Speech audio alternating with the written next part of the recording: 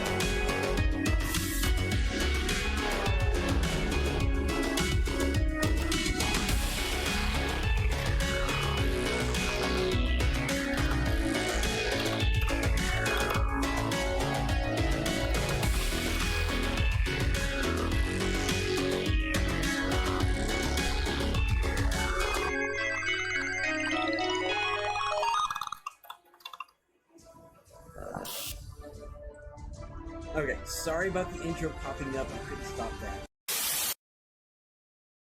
Probably hosted. I couldn't see it, but it went so quick I didn't see it. Thank you, whatever you did. But yes, thank you.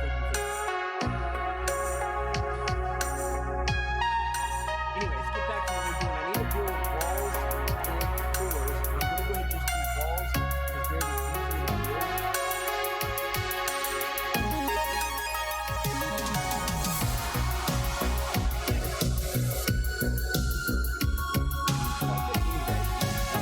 I'm going to say, what can we say?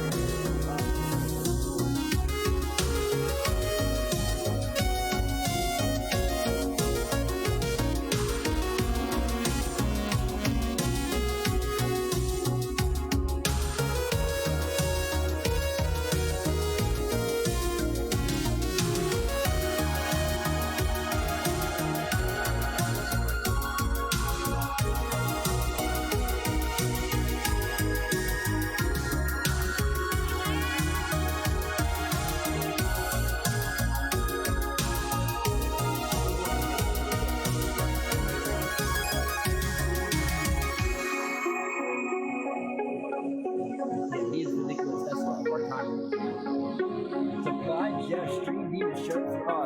Horns up, everybody, for the motherfucking Stream Demons. The best stream team from Discord out there, everybody. Stream Demons.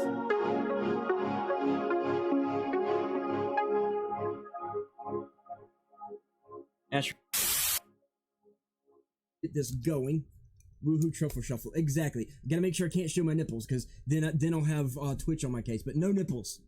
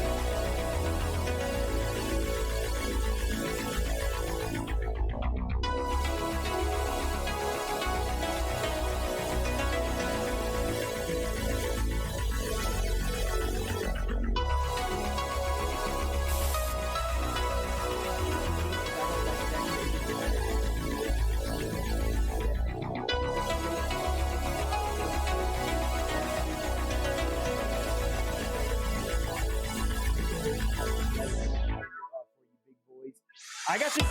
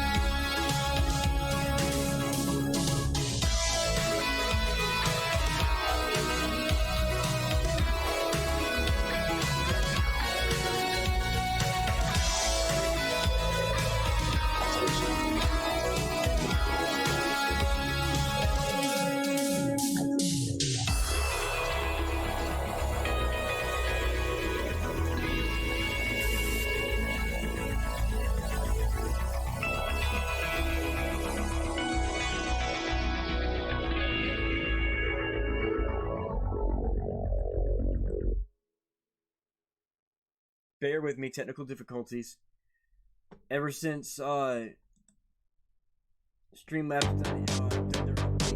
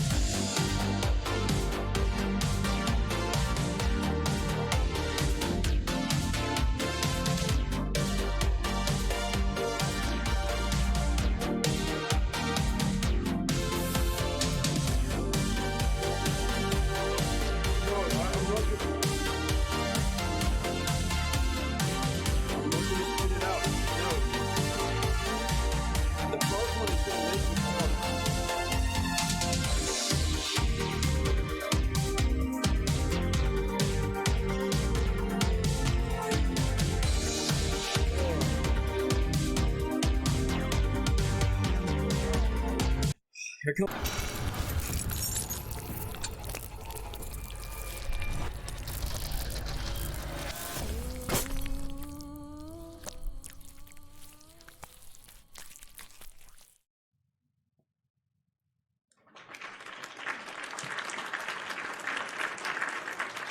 Hello. How is everybody doing? Welcome to another episode of Mystery Monday here at Retroactive. I am your host, Retro.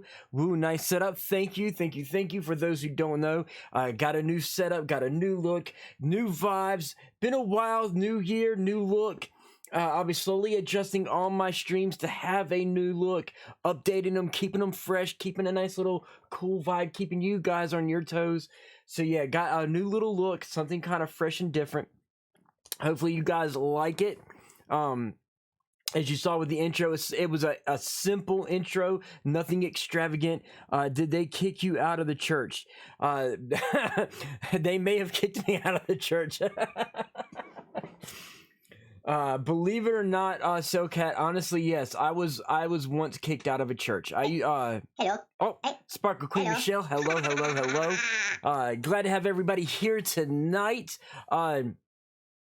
Jeff Islomo, if you can do me a favor and do a shout out. For some reason, my stream deck is not properly working.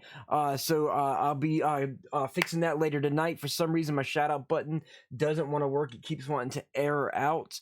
As soon as the stream is over tonight, I will be uninstalling my software and reinstalling the Stremdeck software so I can fix that issue. Thanks again. We got Leather Rebel right there. Sometimes I say look a different lyric than what it actually is. Call of Duty, I think.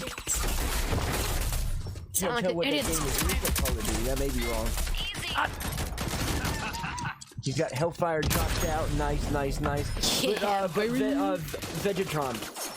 Yes. You just said, yeah, kick myself out. No, so it's Sailcat who asked. Sailcat asked who said about it. He's around here. Yes, back when I was 21, I was raised in a penny costume. I will fight you with my fucking fist. There's Hellfire right there. Well, a short little clip, and there's the wonderful Tabitha right there. Make sure you check these people out. If you're new to the stream and you don't follow these people, make sure you follow the people that you're seeing getting shouted out. They are some of my favorite friends. They are some of my favorite streamers. They are awesome on their own right, so definitely check them out. When you follow them, let them know that, hey, I found you from Retro. Give them that little let them know that you found them through me. But yes, I was banned. Oh, there goes Hogo right there, guys. I was kicked and banned out of my own church that I grew up in as a kid because I have, if I get to where y'all can see it, I have tattoos right there. So because I have tattoos, I was kicked out of my church. I was kicked out of my church and banned from my church, a church that I was raised in since I was a little itty bitty kid. Are you trying to make? They kicked me out. It is whatever. I guess it's one of the things that helped spawn me to some of the things I did as far as college and things like that. So it pushed me further to my research and understanding of the of demonology and things like that. Who we got going there? There's Cellcat right there, guys. Cellcat right there. Trajan is your dad. Okay. We'll get going a little bit more after the shout-outs are all done. That'll give me a chance to do a little bit of hydrating here. It's normal. The servers have a live period. I expected that because... So, how are you guys doing today? How is everybody? Ominous F13 Musics, right? Right? Ominous, exactly. Ominous. Hellfire and his ominous. But how are you guys doing today? How is everybody in the chat? Go ahead and let me know how you guys are doing. If you've had a good day, if you've had a bad day. For me, I've actually had a decent day. I made an appointment to get my car fixed on Wednesday. For those who don't know, I've been without my car for a while because the speed sensor isn't working right, so I don't have a speedometer, and for some reason the battery wants to drain overnight, and I have to constantly keep charging it. And I've gone through 3 brand new batteries. Doing well here, just watching you while packing orders. Nice, Tabitha. Paladin Baz says, tired, LOL, been at work, got another few days to go. Hey, Paladin, you're right there with Hellfire. He just got off work not too long ago himself, so you're right there with him as well. Vegetron says, my front differential on my trunk blew last week, so I feel, yeah, it sucks. I've been through 3 different batteries, don't know what's up, so I'm sitting in to get fixed. For those who don't know, I finally got my stimulus check, and every single dime of that is going to fix my car. The reason being is, for those who don't know, I recently had $3 grand stolen from my bank account. So up until this right here, I've been completely broke, and this whole check right here is spoken for already. So technically, kind of, sorta, I'm still broke until the end of February. So it is what it is, but I'll manage. I'll make do. Come February, I'll have the bank is supposed to put my put 3,000 back in with a little bit of, hey, look, we're sorry, it was our fault, 10% extra penalty, whatever, supplemental something or other. I forgot what they fucking called it, but I'll get $300 extra, but the $300 ain't gonna do me no good until after they put it into my damn checking account, you know. So it's I have to be a little tight on money. I've been borrowing money from family to pay bills, and once I get that 3,000 back, I have to use that 3,000 to pay my family members back. So it sucks, but it is what it is. Life happens, everybody. It's one of those things. That said, ladies and gentlemen, we are continuing to talk about demons. I am going to get a little biblical tonight. Just a heads up on getting biblical, just so everybody knows, this stream is not about forcing one religion or another or a belief. Those of you who are regulars at my stream, the regulars of here, they know I don't force any set religion. I merely talk about certain religions for the sake of education. I am open to talking about a lot of things. There's gonna be some streams where I will be pulling Tabitha Sabbatha in for certain religious beliefs and understanding. I've got some other friends that I'll be pulling in for their expertise in other religions as well. So I just wanted to give you a small little disclaimer. I don't force anybody to believe one way or another. If you're agnostic, you be agnostic. If you're atheist, you be atheist. If you're a Satanist, be a Satanist. I may not believe what you believe. I may not agree with what you agree, but be you, do you. We were given free will, and as humans, it is our right to believe and choose as we do. So because of that, I just want you to know that when you hear me talking about the Bible and certain beliefs, it's because of proper education of a subject. There are many facets of data for certain subjects, especially when we talk about demons and what I'll be getting on tonight. Now, for those who are new to the stream, I typically do the education. Normally, I have people in chat with me, agnostic here. A lot of y'all are agnostic, and it's good. It's all good. Everybody believes what they want to believe. I actually believe in God. I may not believe in one set religion, but I do believe there is a God. I do believe there is a higher power. One of these days, I'll actually go into explaining to you guys what I do believe and why I believe what I do, because it has pertinence to the subject of the paranormal. So I will eventually go into my beliefs down the road. I plan to do I'll give a shout out to Hellfire. Hellfire does what he calls the roast and toast. He does a lot of question and answer. I am going to be doing something similar one day, but I will have him on the stream. However, mine won't be as long as his. It's only going to be probably 5 questions at the max. It'll be my way of advertising him, because I will be when I do my little question and answer thing, it'll be for the sake of advertising him and his stream with shout outs and links and things like that. So it'll be my way of advertising Hellfire. That said, just to let you guys know, I will eventually go into a discussion of myself somewhere to give a video recording background that I can put on YouTube, so that people can further in when they find my YouTube, they'll actually be able to understand who I am and where I come from and my understanding. That's the reason why I do that. Billy Blitz is in the house. Jeff is Lone Wolf. If you can drop a shout out to Billy Blitz for me, please drop a shout out to Billy Blitz. I would greatly appreciate it. Thank you for that, Jeff is Lone Wolf. Jeff is Lone Wolf is one of the most awesome people that goes under the radar all the time. There's Billy Blitz to everybody. Bear with me for a second here, bro. The music he's playing in the background of his stream. Why'd you gotta do that to me, Bob? Team Blitz member, his Bando Blitz. But definitely follow and subscribe to Billy Blitz. That made your day? I'm glad that made your day. Hilariously very good. He's good at shooter games. He's hilarious. The whole 9 yards. There's the man Hell Monkey, one of my paranormal brothers, right there. Hell Monkey does a lot.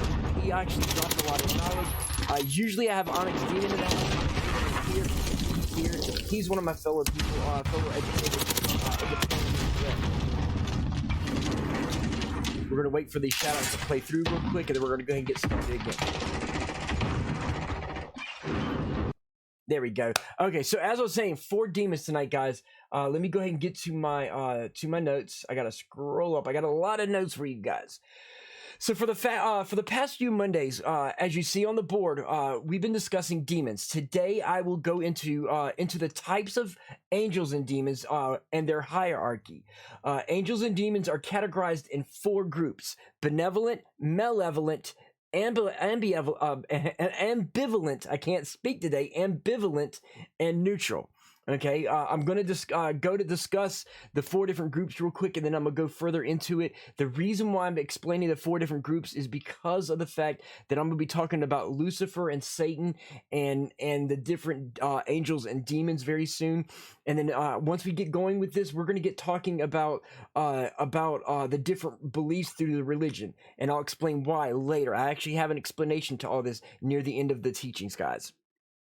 Now, benevolent beings are usually angels, but sometimes ghosts of ancestors or other spiritual beings as well. They assist people in achieving a good, correct, or proper place with God. With angels, they not only act as messengers of the divine truth, but are also believed to be effective in helping people attain salvation or special graces or favors. Their primary function is to pretty much praise and serve God and obey His will. This is pretty much true in Christianity and Zoroastrianism. Zoroastrianism. Let me actually type that out for you guys. Zoroastrianism.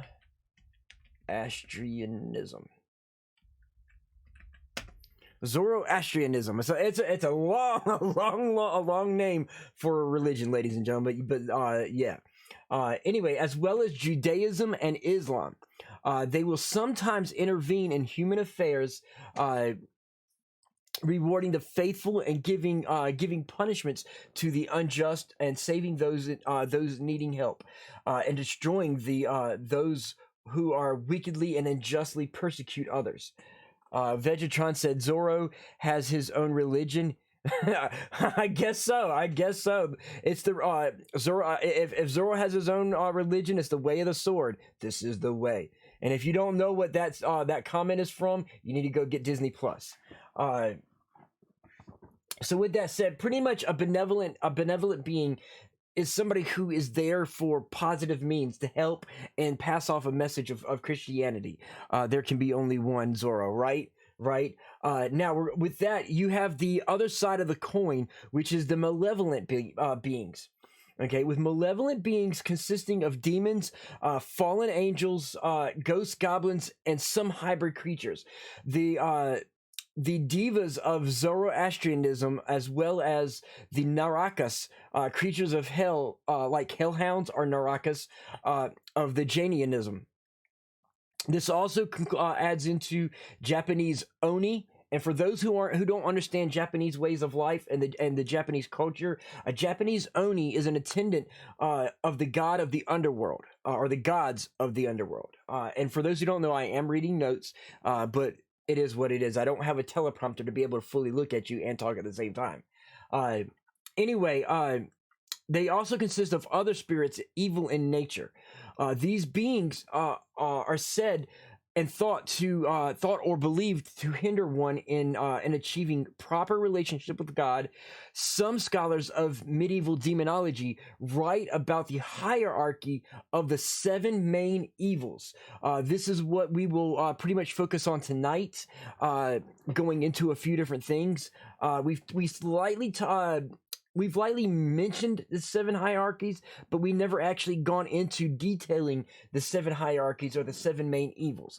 Tonight, we're actually going to go into the 7 main evils, and then we're going to slowly go through Mondays, go through each individual evil. Tonight, of course, is going to be Lucifer and Satan, but I'm kind of following a certain pattern that I've created for these. So yeah.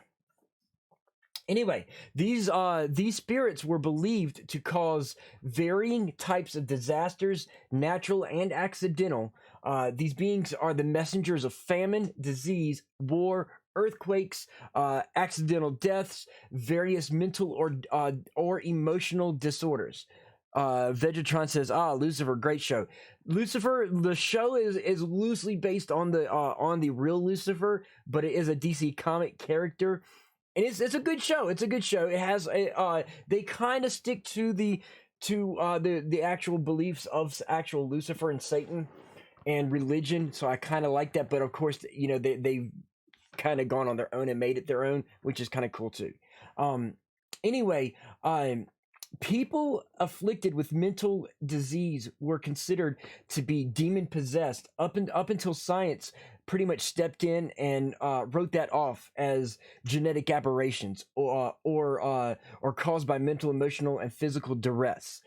Some religious scholars and anti-scientists claim that these mental and emotional diseases are still demon related, that being possessed are what caused the genetic aberrations, or that the malevolent spirits evoke and cause life issues that create the mental, emotional, or physical events creating the mental disease one has. So you got some people saying, okay, this person has said mental disorder, it's not a demon possession.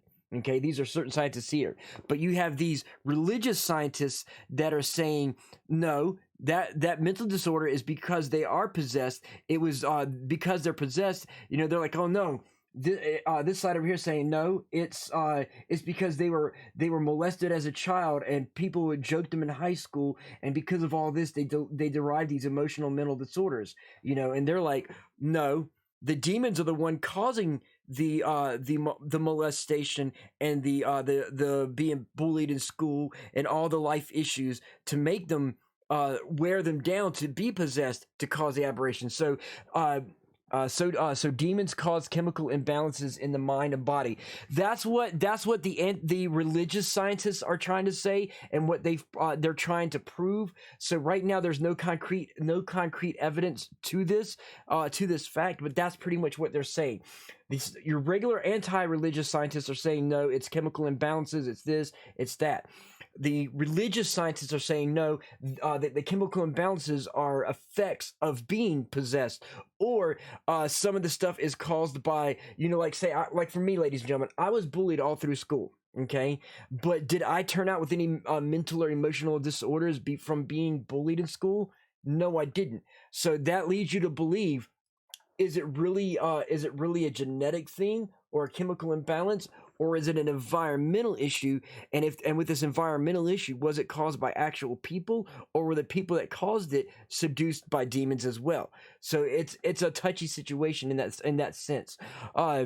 Cellcat says, saw an interview where a mental health professional of 30 plus years experience said he said patients with schizophrenia are victims of demonic possessions, and that chemical imbalances in the brain is a theory, not a proven fact. Correct. So see, exactly, Cellcat. There are certain scientists that have their evidence in research proving that the effects of what we think are chemical imbalances are caused by demon possessions and forces outside that go to around people to wear them down, so that they can basically, a demon possesses you when you summon a demon, or if they want to possess you, they're going to wear you down, cause strife in your life, cause duress in your life. That's going to wear you down and allow you to be open to being possessed. So that's one of the understandings of why this is that. I'm not saying that's true. I'm not saying it's false. I'm just saying that's one of the beliefs and researches and understanding of today for those religious scientists versus the anti-religious scientists. Vegetron says, but doesn't the Vatican pretty much say that that most possessions are medical illness? No. Actually, opposite. The Vatican does not say that it's that it's medical illness. The Vatican even teaches people to do exorcism. The Vatican is 100% pro. This is demon. This person is possessed. We've taught these specific priests how to do demon possessions. So if the Vatican themselves, the main Vatican in Italy, is teaching people to do demon exorcisms, if they're teaching them to do exorcism, then it leads one to believe that the Vatican doesn't think it's a medical illness. Why do demons do it? Demons want to live here. Exactly, Hell Monkey. Exactly. So here's the thing. And I'll get into this shortly, and more so tomorrow. But long ago, in AD 80, which is a time, it's an actual time, ladies and gentlemen, before Christ, AD, after Danana, AD 80, 200,000 years ago, okay, 200,000 years ago, way back, there was some great war between God and his angels and Satan and his fallen angels / demon. There's this whole war, and because of the wars, and then eventually Satan, the serpent Satan, basically seduced Eve to bite the apple with Adam. Man fell victim to sin. It allowed the demons to be able to come to earth and take advantage of things, and so they want their rightful place and their rightful ruling and to dominate all. Satan wants to be the overall ruler of everything. He wants to be more powerful and more than God himself, and to dominate over God and God's domain. So that's pretty much what it is. It's about power. Vegetron said, wow, I was under the impression that they investigated and have doctors validate actual possessions. So here's the thing, Vegetron, hang on, can I post a link to the video I just mentioned? Cellcat, you're more than welcome to post it in here. Feel free to post it in here. The Vatican does not like to deal with it because of public relations. Exactly, Hell Monkey. So here's the thing. In the Vatican, you have what are called the Vatican Knights. Okay, and in the Vatican Knights, they're pretty much they're soldiers, they're military, they're police, and then they have a form of the Vatican Knights, which are kind of like the FBI, their secret service. You got the public Vatican Knights, and you got your secret service behind the scenes Vatican Knights. Onyx Demon is in the fucking house. Vatican doctors, not regular doctors. Onyx Demon. If you would like to join my Discord chat, I can pull you in, join the green room, and I'll pull you in to the chat so you can actually chat with me and talk to the people, and I can have a little bit of somebody to feed off of. I would greatly appreciate it. I'm looking to see if anybody does join. But yes, Onyx Demon does have a point as well. Pretty much... What it is there are some people who pretend to be possessed. Okay, those people who pretend to be possessed have a mental illness. Okay. I'm more realistic. So Wrong way. Onyx Demon, everybody. Motherfucking Onyx Demon right there, guys. Really? Wow. Hell Monkey, ooh, I see how it is. Hell Monkey, I told you. Anytime you want to join, you're more than welcome to join. You know what to do, dude. I don't have to tell you. Did you look at that kill? Oh my fucking! Look at that kill. This game. Again, anybody is more than welcome to join my Discord. If you join my Discord, if you go to the Retro Green Room, I'll pull you into chat with me. You're more than welcome to join me here on chat. My viewers will be able to hear you in the discussions. You're allowed to put your 2 cents worth into this discussion live on the stream. Feel free to join in. I'm eating some fried chicken right now. No problem. Wife coming home soon. Maybe after that. Awesome.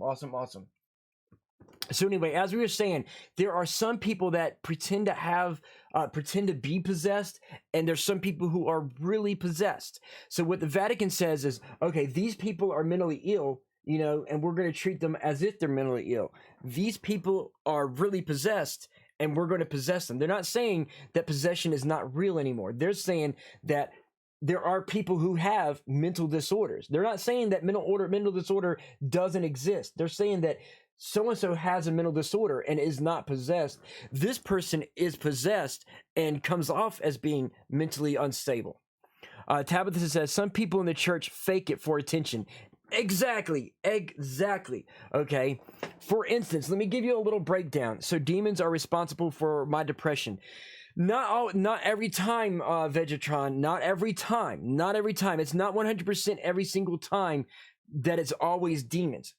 For some people, it's actually really, this is at least my knowledge, my training on it.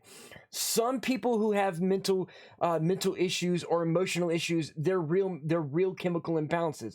But some people who appear to have what people think is a mental issue are causes of depression. Not every single person is possessed. Some people are, some people aren't.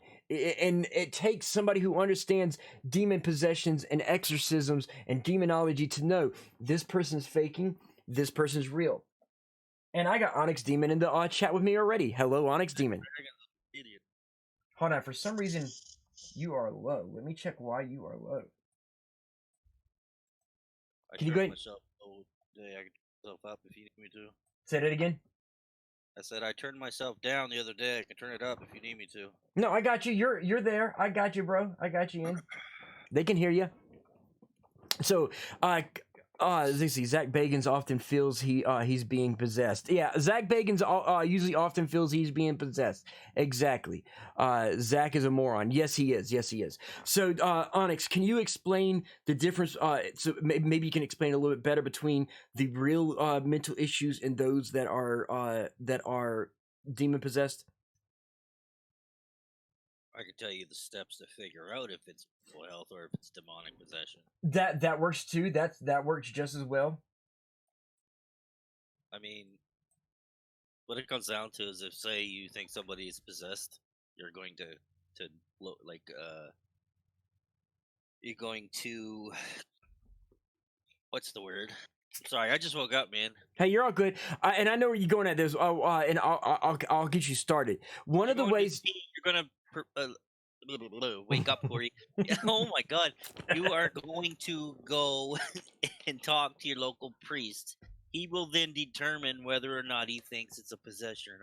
Exactly. At that point, he will have to notify the Vatican. He needs explicit permission, and he needs proof from Vatican doctors that this is, in fact, demonic possession or an exorcism.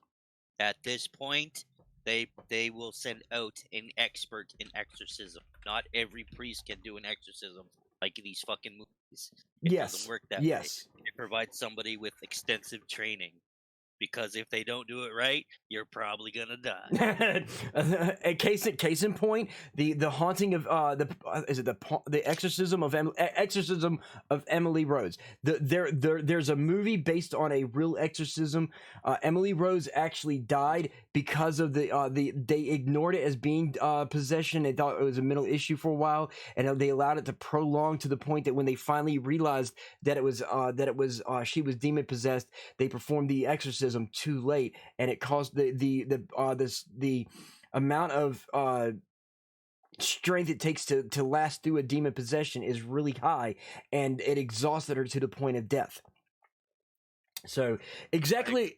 I'll say I remember that movie. Okay, cool. So like Onyx said, pretty much if you notice somebody being not themselves to astronomical ends, different than like, say, hey, retro doesn't cuss anymore. Why the fuck is he not cussing anymore? Then you're like, okay, that's not normal for retro. We know he hasn't found religion. So because of that, that something's wrong. You're going to go talk to a priest, be like, look, Retro's not sleeping. He's not eating. He's not cussing. He's not even talking like himself. Then a priest is going to come visit me and be like, hey, Onyx Demon, your buddy Retro, I think he's possessed. And then they're gonna Onyx Demon and that priest are gonna, like Onyx Demon said, contact the Vatican. And they're gonna diagnose me, and they're gonna be like, okay, this is a mental disorder, or yeah, Retro's possessed, and they're gonna go through one, either go see doctors and knock a sledgehammer across my head and knock some sense into me, or begin exorcism. So the Vatican's go ahead. For Vegatron here, she was not possessed by Lucifer. She was possessed by a trickster. Yes. The demon that in fact possessed her claimed he was many things, like Lucifer, Hitler, Cain, Judas, a few other ones as well. That he said that he was. It was a trickster of demons. It was a liar of demons. They never actually got his real name, and that's why she died, because you need the demon's name to expel it. Yep. And see, the thing is, because during those times they weren't as educated as they are now. So most of the people now doing exorcism, they know, like with me, guys. Okay, I am well versed in demonology. I know pretty much all that. Not every single demon, but most of the demons' names, I do know them in one tongue or another.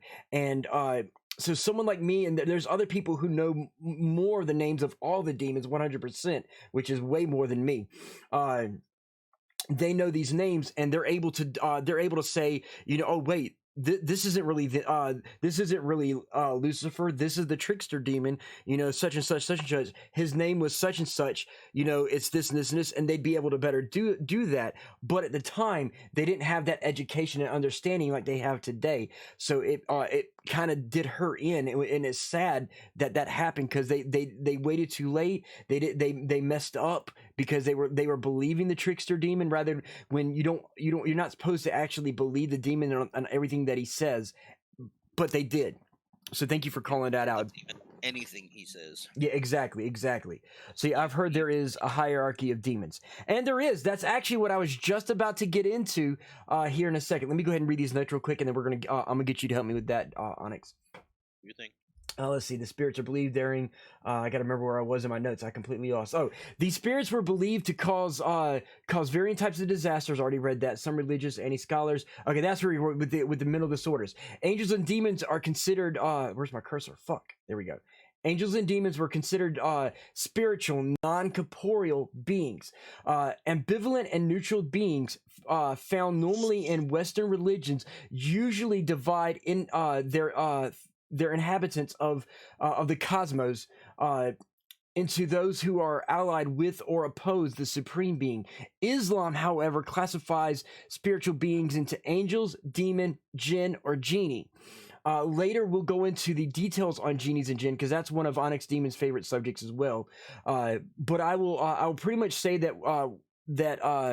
they were said to have been created about 2,000 years before Adam, the first human, pretty much out of fire.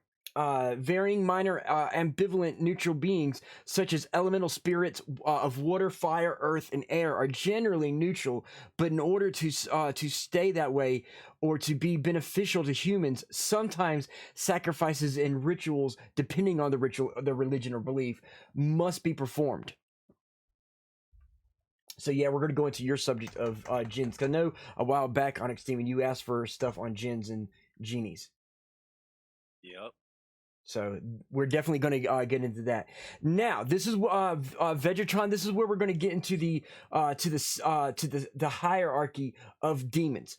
With demons, there are seven main demons of their hierarchy. They represent one. Each one represents one of the 7 deadly sins. You've got Lucifer, who is the demon lord of pride. You have Mammon, who is the lord of extreme greed. Asmodeus, who is the lord of lust or offensive sexual desire. John Blitz said, just at work, got to stream on Lurk. Got the week off tomorrow. Nice, John Blitz. Enjoy work. After Asmodeus, you've got Satan, which is the lord of anger. Beelzebub, the lord of gluttony. Leviathan, the lord of envy. And Belphegor. Beelzebub is also the prince. Say it again. Beelzebub is also the prince. Yes. A lot of people think that that Lucifer is Satan or the son of Satan, and he's not. He's actually a fallen angel who became a demon under Satan. But yes, Satan is the main. I'll get to that in a second. But yeah, Beelzebub is the true son of Satan. And then from Beelzebub, like he was saying, the prince of Satan, or the prince of the underworld, the prince evil, the lord of gluttony. You have Leviathan, who's the prince of envy, and then Belphegor, who is the lord of sloth. Sweet Biscuits, what is up? What is up, Sweet Biscuits? How are you doing, Biscuits? Let me. Oh no, yep. Hang on. Let me throw Biscuits is in there. I think I got Biscuits. There we go. There's a shard over here. You can have. There we go. Had to throw that in. There she is, right there, the queen of Realm Royale. It is all good. So with those seven evils, is there anything that you want to say about the Onyx Demon? Hush your mouth, Goblin. Hush your mouth. Hush your mouth, Goblin. The 7 deadly sins also have their. Let's try for turret. Right. Other than that, you have Bub is clearly the prince. Tabitha says this is so. Go ahead. Astaroth is also the crown hell. Yep. And yeah, Lucifuge Rofocal is king. Yeah, he's self-pronounced king. Self-pronounced king. Yeah. So Tabitha said this is so interesting and informative. I've been learning a lot these past few weeks, so I'm glad you were learning something. And then here's one, Onyx Demon. Vegetron says, so are demons extra dimensional? That would be a 100% yes. They in the sense that people don't understand that you have the realm of the demons because they're ethereal, they're ethereal. Hell is pretty much. Some people believe it's extraplanetary. Some people think it's another dimension here on Earth that we can't see, covered by a veil. That they are on the same plane as us, but behind a dimensional veil that we can't see them, and they exist. And because of them being extra dimensional beings, they can move from plane to plane. Some of them are the more powerful ones, like the 7 prime evils, or the 7 evils. I can't say prime. There's a reason why I can't say prime. But the 7 main evils, they can go to and from between the veils. But it's the lower demons that have to be called forth by their names. Whereas Lucifer and go ahead. Lucifer's top dog. Well, no, Satan's the top dog, but Lucifer is right under. Lucifer. Okay, so Lucifer. Yeah, Satan doesn't do shit. Right. Exactly. I'll get to that in a second. But yeah. So here's what happened. So for those who don't know, Lucifer was one of God's angels. He was a fallen angel, and I've actually got that written down here in my notes. He is to Satan what the archangel Michael is to God. He is now the arch demon to Satan. That's pretty much what Lucifer is. I'm gonna expand on Vegatron's question there. Go ahead. It's very debatable what they are. Like you kind of have 3 options. I'm sure there's more, but there's 3 that I know of. Yes, they could be extra or interdimensional, like you say. Right. It could be from different realms, which would be different than dimensions. Right. And some people say that hell and heaven are on Earth. So it really depends on your readings. That nobody knows. We can't give you a definitive. Yeah, until we have somebody who successfully was able to go to that realm and come back and able to tell us what they've experienced. Until then, we pretty much have no concrete knowledge one way or another. Hell Monkey says they are intelligent interdimensional parasites, and that's definitely one definite way to look at it. Yeah, it's very true.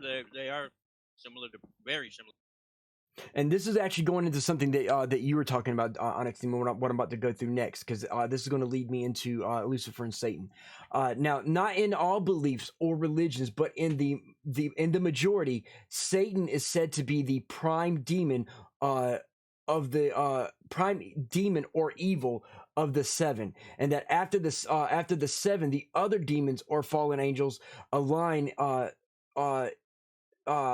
They pretty much they fall in line. Pretty much imagine an army. Satan is the president. The other six are your generals. Then you have your captains, your lieutenants, your sergeants, and your soldiers. Okay, so there are like other demons that fall under, like Onyx Demon was saying, like each demon and sin has their own hierarchy under them. Like you got lust has its own levels of hell, and gluttony has its levels of hell with all his underlings, and then there's underlings under that. So there's different levels and different ranks of demons. They don't actually use sergeants and soldiers and lieutenants and captains. Usually if you see a TV or movie show where, like, especially like Constantine, to be like, oh, he's a soldier demon. That's pretty much a term created for television and movies. They aren't really called soldier demons. It's more or less, a lot of times, people like myself or Onyx Demon, we would describe people who are in knowledge of it. They would call them soldier demons to give a descriptive of that demon. And then the movie people are like, oh, they're soldier demons. We're gonna use that. So yeah. Yeah, so if you've ever watched the Vinci Code trilogy, Yeah. it would be Da Vinci Code, Angel, Demon, Inferno.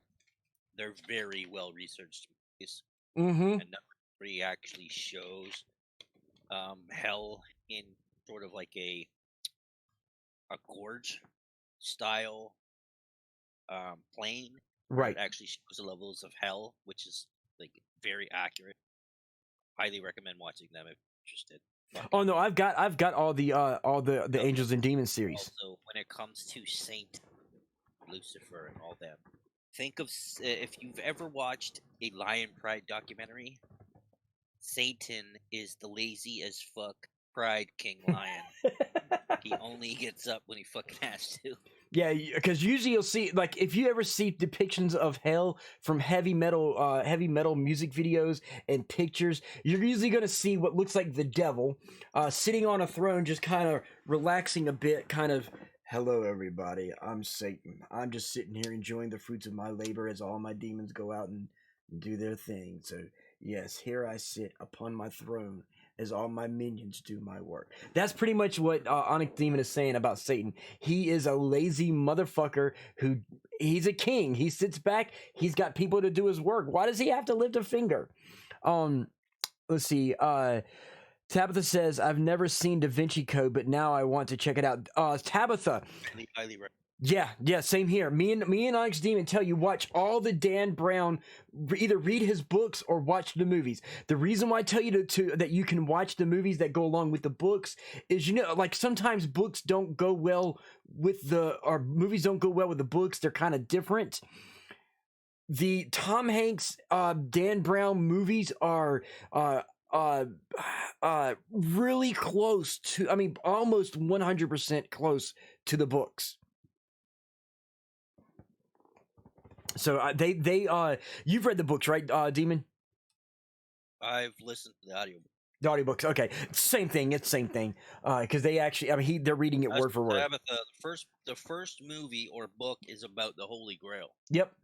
But 2 and 3 are actually about demons angel and hell on earth and all that shit. They're phenomenal. Maybe I'll read the books. Then I usually prefer the books to the movies. And either way you go, both of them are very well versed. I would definitely I would definitely recommend doing what Onyx Demon does. Excuse me, guys, and get the audiobooks, because I would say get the print books and the audiobooks, but kind of have the audiobooks, because you can hearing it with certain emphasis kind of makes it a little better, because sometimes reading the books, you'll read it and you may not understand something because of the context that it's written in. So I would do both, get the audiobook and the print book, and have the audiobook playing and read along with the audiobook. That's pretty much how I do it, but you know. Now I have to use audiobooks, so I have something called aphantasia, where I can read just fine, but I can't visualize when I'm reading. I don't have the imagination for it. Got you. So by the time I hit the bottom of the page, I forget completely what happened at the top. So that's why I prefer audiobooks. And see, hold on. SoCast said, "Did you know that Da Vinci Code is a ripoff of the book Holy Blood?" Most books these days are ripped Yeah, so Da Vinci Code is based on books by Dan Brown. They are written by so the Holy Blood and Holy Grail. Yeah, those are Dan Brown. If I'm right, Dan Brown. I may be wrong on this. Give me a second to verify this. Who wrote? Yeah, Cellcat is correct though, because the Holy Grail in the Da Vinci Code and the Holy Blood book is not a cup; it is a woman. Yes, it's the chalice and the penis. The chalice and the sword, the penis and the vagina, phallic symbols. Yep. But no, I was wrong. It's written by Michael Bagent. But yeah, they are ripoffs. They are ripoffs. Either way, they're even the Holy Blood and Holy Grail are really good books to read into as well. But yeah, another book, if y'all can look into it, it's not technically a book, but it's a assumed book, and I mention it all the time, is the Apocrypha and the Pseudepigrapha. If you want to get into research and understanding, those are really good. For those who don't know, the Apocrypha and Pseudepigrapha are the New and Old Testaments. With like basically the Vatican said, okay, people don't need to know this, we'll rip it out. People don't need to know this, so we'll rip it out. People don't need to do this, so we'll remove this and we'll tweak that. And here's your Holy Bible. And the Vatican said this is the Holy Bible. Then King James was like, well, I don't like the way you word this, so I'm going to rewrite your Bible in a way that's in my tongue. And he makes the King James version so that people can better understand it as well. So the Bibles are basically based off this book, that's based off this book, that's based off this, that are all based off the Apocrypha and the Pseudepigrapha. And the Holy Blood, Holy Grail books are really attached to the Apocrypha and Pseudepigrapha. So that's one of the reasons why you definitely want to read those two books. Holy Blood and Holy Grail is written by Michael Bagent. Exactly. I had said that earlier. But getting back to notes, so that I can move into things. In some beliefs, Satan and Lucifer are one and the same. Some believe that Lucifer is, in some ways, was the son of. However, in most belief structure, he is a fallen angel seduced by Satan. Moving into Lucifer, one of the most infamous beings whose name is known to humanity, and for good reason. It was his rebellion against the rule of God that sent him into the spiritual darkness 200,000 years ago, and today we still feel the effects of this. Although Lucifer bears tremendous responsibilities for the present condition of our planet, others of his ilk are likewise responsible for much of the blame. You will find much of the story of Lucifer in two key sections of the Old Testament of the Bible: Ezekiel 28 and Isaiah 14. And Ezekiel is now. I'm talking like you right now, honest demon. Damn, awake now. Right? You're awake and now I'm going to sleep, and I'm the one talking. So in Ezekiel 28:17, it said, your heart becomes proud, or your heart became proud on account of your beauty, and you corrupted your wisdom because of your splendor. This is an actual quote in the Bible. It's pretty much saying that Lucifer apparently became so impressed with his own beauty and intelligence and his power and his position that he began to desire for himself the honor and glory that belonged to God alone. The sin that corrupted Lucifer was self-generated pride. And as such, the sin of pride is the first sin ever created. This predates pretty much the fall of man with Adam and Eve. In Ezekiel 28:18, and anytime you want to jump in, Onyx, feel free to cut me off. In Ezekiel, oh wait, Veg says, so angels have free will. Angels don't have free will. Humans have free will, but certain angels, they have to obey the God, but they can have emotions and thought, and as such, they can feel pride. Pride is an emotion. So free will or not, the angels do feel emotions, and pride in yourself is an emotion. And because he felt these feelings, it was a sin that caused him to be cast out. How can an angel have pride? Pride is an emotion. Angels can't. Free will has nothing to do with feeling emotions. There are times in the Bible where the angels wept. So the angels have emotions. Pride is an emotion. It's not an action. It's not a choice. You don't choose to feel pride. You don't choose to feel something. When you feel something, it happens. It's not free will. It happens. Okay? You can't choose your emotions. They happen. Okay? So angels have emotions. And I'm going to get to explaining why Lucifer had these emotions. Ness said angels are terrifying. I was looking at the angel hierarchy the other day. Oh yeah. Oh no. We're going to get into the angel hierarchy, because what people don't know, two of the angels I want to talk about are Uriel and Michael. People don't know what beasts Uriel and Michael are. So we're going to get into them. We will definitely get into Uriel and Michael, Ness. So be prepared for that one. Vegetron says, but they can't go against the God with free will. They're not. He didn't go against God. Okay. So angels do have free will. If you read Luke 2:13 to 14 to Timothy 2:16, angels are spiritual beings who have personalities that includes emotions, intelligence, and wills. Right. Satan was an angel who was cast out of heaven along with many other angels who decided to follow him and chose to sin. Peter -4.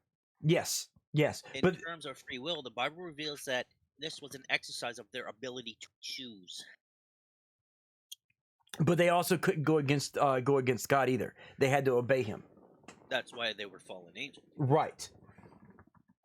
So with that, in Ezekiel 28:18, the mighty angelic being was rightfully judged by God. In the quote of the Bible, it says, "I threw you to the earth." Now, this pretty much doesn't mean that Satan had no further access to heaven. Oh wait, I went way past stuff. Sorry guys. I'll get back to a second. Did I know that? I'm right. So as I was saying, this doesn't mean that Satan had no further access to heaven. For other scripture verses clearly indicate that Satan maintained this access even after his fall. And I say Satan because, as I said, some beliefs say that Lucifer and Satan were the same. But after his fall, a lot of this is written in Job 1:6-12, and Zechariah 3 and verses 1 and 2. However, Ezekiel 28:18 indicates that Satan was absolutely and completely cast out of God's heavenly government and his place in authority, which is also going into what you say, Onyx Demon, which is Luke 10:18. I heard demons procreated with humans and created hybrids. You are correct. Satan's a demigod. Yeah, you are. Exactly. So you are correct. That's going to be getting into a subject that I'm going to talk about later, Vegetron, which is the Nephilim. We will get into the Nephilim in a whole nother talk. I actually talked about it a while back in further episodes, but I'm building up to the talk of Nephilim. That's a whole nother topic that I will get into. So trust me, we will talk about Nephilim and are basically the hybrids, your, as Onyx Demon said, your Christian version of demigods. Where was I at? Zechariah, however, okay, Luke 18. Okay. Now I know this is where I told y'all earlier that I'm gonna get to a certain point. I know I do and will reference the Bible and the Apocrypha and Pseudepigrapha, but these are the oldest recordings of these beings. So anytime that I reference the Bible, guys, do not take it as me trying to push the Bible on you. I'm purely using it as educational reference, because there is no older material to be able to educate on angels and demons than the Bible or the Apocrypha or Pseudepigrapha. Now, many of us had learned that because Lucifer led an unsuccessful revolt in heaven, he and his followers were cast out. In Revelations 12:7-9, it reads, "Then war broke out in heaven. Michael and his angels battled against the dragon." Commander Shepard. Commander Shepard. Welcome to the stream, buddy.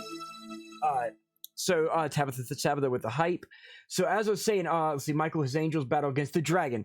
The dragon and its angels fought back, but they did not prevail, and there was no longer any place for them in heaven. The huge dragon, the ancient serpent, who is called the devil and Satan, who deceived the world, was thrown down to earth, and its angels were thrown down with it. Okay, so it saw Noah's Ark. Is that a decent version of the angels and demon origin story? No, that Noah's Ark is not an origin story of demons and angels at all, by no means. That is basically the Nephilim being killed off. Basically, the angels mated with humans, creating Nephilim, and they were a lost city of Atlantis, and God cast down the flood, which killed and wiped out most of the Nephilim and the abominations that they called them of the Nephilim, and he sent Noah and hit Noah's family along with the animals on the arks. This is way after that. So anyway, what I was saying with Revelations, they talk about the dragon or the serpent. That is Satan or the devil. This is where it separates Lucifer and Satan as two different beings. So Satan, per the Bible, per Revelation, is not Lucifer. Satan and Lucifer are two different entities. Ness says, I feel like there is also going to be some unknown or uncertainty to the origin stories. Yes, there is. Like Onyx Demon said, 100%. I also heard that demons and Nephilim were a giant race. Yes, they were the giant ones. Like again, Vegetron, I talked about the Nephilim before. They were the fallen ones, the giant ones. I will again go. I'm working my way to talking about the Nephilim. Onyx Team, I think you were in the episode when I talked about the Nephilim. Yep. Yeah, so I will go into them. There's a reason why I'm kind of building up to it, because there's three different eras that I'm going to be getting into. I'm going to be talking about the Christianity and paganism, and how the Vatican tried to remove paganism away, because there's certain... You need the paganism to understand certain things about religion and God and the angels and all that. You have to have that knowledge of paganism, but you also have to understand this other third thing that we're going to talk about, which is the Anunnaki. Okay, and the Anunnaki and the Nephilim have ties, and we're going to get into that. That's ancient Babylonian and Mesopotamian and Sumerian beliefs that we're going to be getting into as well. So I will be digressing into that as well. I like paganism, so interesting. Yes, so I will be getting into that. Like I said, everything in the Bible is threes. Okay, so imagine a pyramid. Okay, you have Christianity. Over here, you have paganism, and over here, you have the Sumerian Babylonian understanding of things, which is your Anunnaki. And all three of them all have Nephilim, okay? in some way, shape, or form. And so to understand everything, I have to teach you all three sides of this trimester, this triforce, the trifecta, the tri something, the Trinity. I don't know, no other way to explain it being a group of threes, but yeah. We're definitely going to get into the Nephilim and the Anunnaki once we kind of build to it. But I want to go into the Christianity understandings of things. Then I'll go into the paganism, and then I'll go into the Anunnaki, Sumerian, Babylonian stuff. So anyway, go ahead. I was just sneezing. Oh, okay. I thought you were actually saying something. So anyway, it's in that passage that, like I said, that we learned that Satan and Lucifer are different. The dragon represents the serpent Satan, and as such, iconified as a snake in the Garden of Eden. Now, they never actually said that it was a snake that coerced Adam and Eve to bite the apple. They always referenced it as the serpent. It is us as humans and in the Bible that we take serpent to mean snake, and we tell it as being a snake. And that serpent, aka the dragon, is Satan. Let's see. Okay, so yeah. And it notates his angels, which are the demons. It notates the dragon and his angels. Now, in this essence, this lets us know that pretty much that Satan and his angels, okay, were of similar race as God and his angels. Now, I'm saying this because there's when I get into talking about the Anunnaki, this comes into play. Okay, that's the reason why I'm talking about this is it will come to play in the understanding of Anunnaki. Commander Shepard said, plus it's never actually said to be an apple, only a fruit. Exactly, Commander Shepard. Thank you, thumbs up, mad props for that. Thank you. Hellmonkey said they did. The serpent in Eden was called Nagash in ancient Hebrew. Yes, I'm actually gonna get into that, Hellmonkey. I'm actually gonna get into that. Scientology don't need no Nephilim. They have Tom Cruise. Yeah, but Tom Cruise ain't a giant one. He's not that giant. So anyway, it notates that the dragon and his angels, which are demons, Lucifer and other fallen angels. Okay, pretty much the army of the dragon, the army of the serpents. For the sake of knowledge, Satan in Hebrew, or Satan is a Hebrew word meaning accuser, as well as in Greek, it means diabolos, not diablo, but diabolos, which is later translated to Diablo or devil. Jewish apocryphal writings present Satan as the leader of a revolt in the heavens and banished to Sheol, aka the underworld. This passage added with Genesis 3, 1 through 6, noting that the serpent who tempted Eve was not called Satan. And because of this, many Jews and Christians equate the two, making Lucifer a non-biblical name for Satan, and as such, combining the two to be one and the same. So it is in Genesis they interpret Satan and devil to be the same when they're not. If you fully read the Apocrypha, you will learn that it notates Satan as the serpent being from the angel known as the morning star, aka the light bearer, aka Lucifer.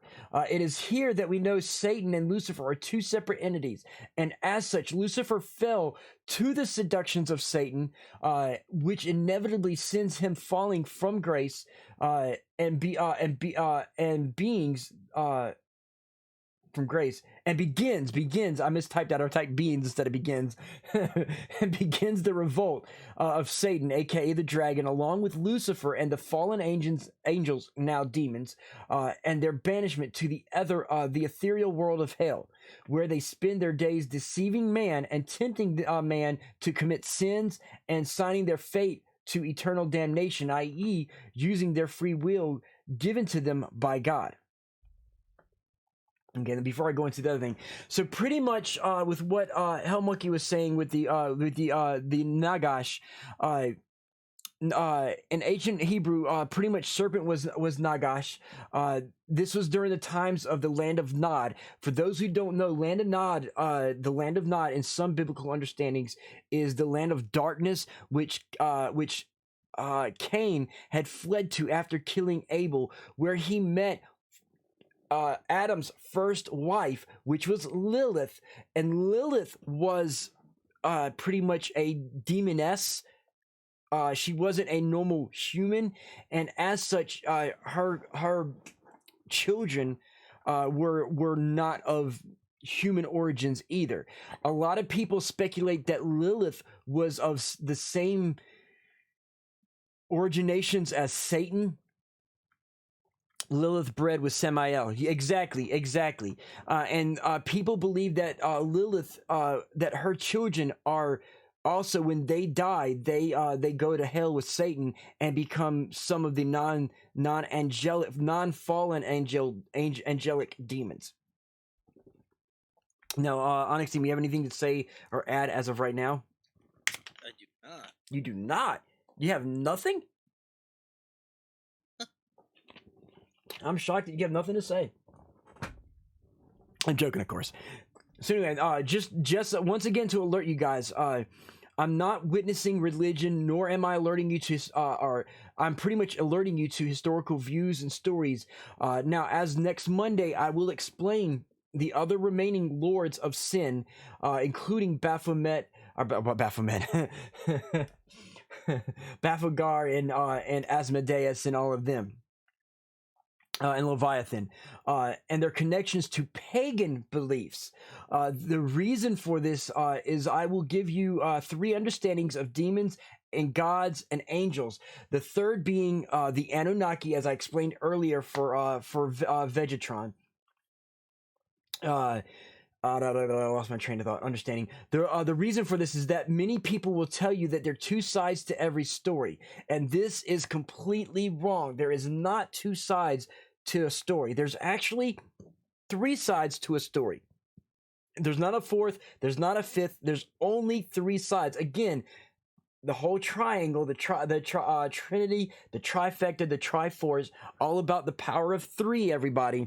3 is a big dominance in biblical and religious terms, but there's always 3 sides to a story. You've got to pretty much explain this. You have first person, second person, and third person. Okay. Once you understand all the parts of the story, you can pretty much further understand the subjects. So I want to get into all the biblical understandings of things, and then I'm going to work my way into the pagan understandings of things, and then I'm going to work into the understandings of Anunnaki, the lie, the truth, and the twisted. Exactly, Demon, exactly. I don't know why you could have said that on the over the... Are you talking? I didn't want to interrupt you. Shut me up sometimes. Interrupt me, especially when it comes to something that explains exactly what I'm trying to say. So yeah. So there's the lie, the truth, and the twisted. 3 sides: first person, second person, and third person. So we're gonna go into that. Here's the thing: which of the religions is the truth? Which of the religion is the lie? And which of the religions is the twisted? That right there is the Rosetta Stone to understanding everything. Now, if you're like myself and Onyx Demon, and if Hellfire was in the chat, you'd be like Hellfire as well. You would have a big grasp of this subject to have that Rosetta Stone. Now, even though we have the Rosetta Stone to understanding this, Onyx Demon, does this make you know everything of the subject 100%, like the answers to everything?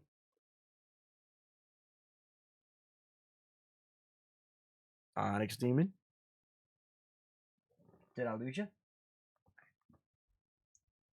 Yeah. Okay. I was saying, does even though we have the Rosetta Stone of understanding all the forms of demonology and angels, does that let us know all the answers to everything? Never does. Never does. Exactly. It never does. Yeah. We will. What's that called, babe? My wife said something that sounds better than the twisted. What did you say it was? The lie, the truth, and they're perceived. There we go. Yes, I like that. Thank you, Ness. Thank you. The lie, the truth, and the perceived. Because some people perceive things to be true, and it doesn't mean that it is true. Then you have the lie, and then you have the truth. The perceived is what someone says, okay, this is what they're saying, this is what they're saying, so somewhere in the middle is where I'm believing. You see only the part of the truth and the lie, and then you piece it together, and perception. Exactly. Yes, I like that. Thank you, Nessology. Thank you. So yeah, we're pretty much gonna go into this. I'm gonna lead up to the paganism, Nessa with the big brain. Exactly, right. And hey, look, I have no problem admitting that men and women are equal. Women are no better than men. Men are no better than women. And Ness proves that sometimes a woman can know a little something that men don't. So Ness is dropping that little hammer of, I know something you don't know. She learned that in social psychology. Can't take credit. Hey, you still learned it. You still know it. That's still knowing something. Where the credit comes from and where you got the knowledge, it doesn't matter. So anyway, yeah, I'm going to be going into that. You're welcome.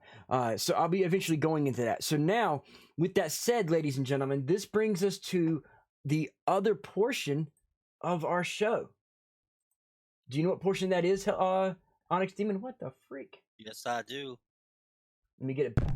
Hang on. You're already hearing the audio from it, damn it. Okay, there we go.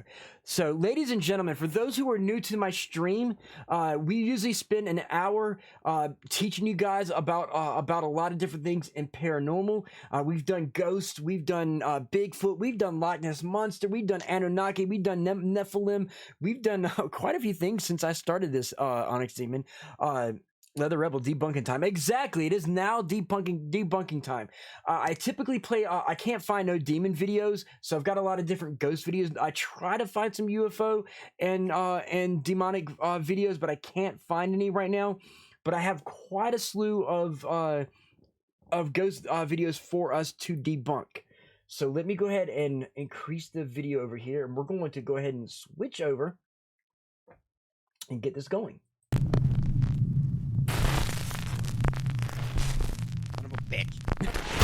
Top 5 ghosts caught on camera.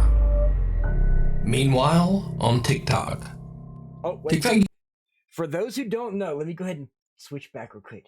For those of you new to the stream, we have a little saying here, or a little understanding that if there's a ghost caught on video, and there goes Leather Rebel dropping the knowledge, if you see a ghost caught on video coming from TikTok, more often than not, it's fake. So we can already guarantee instantly, just by the dropping of it being TikTok, this is going to be a fake video.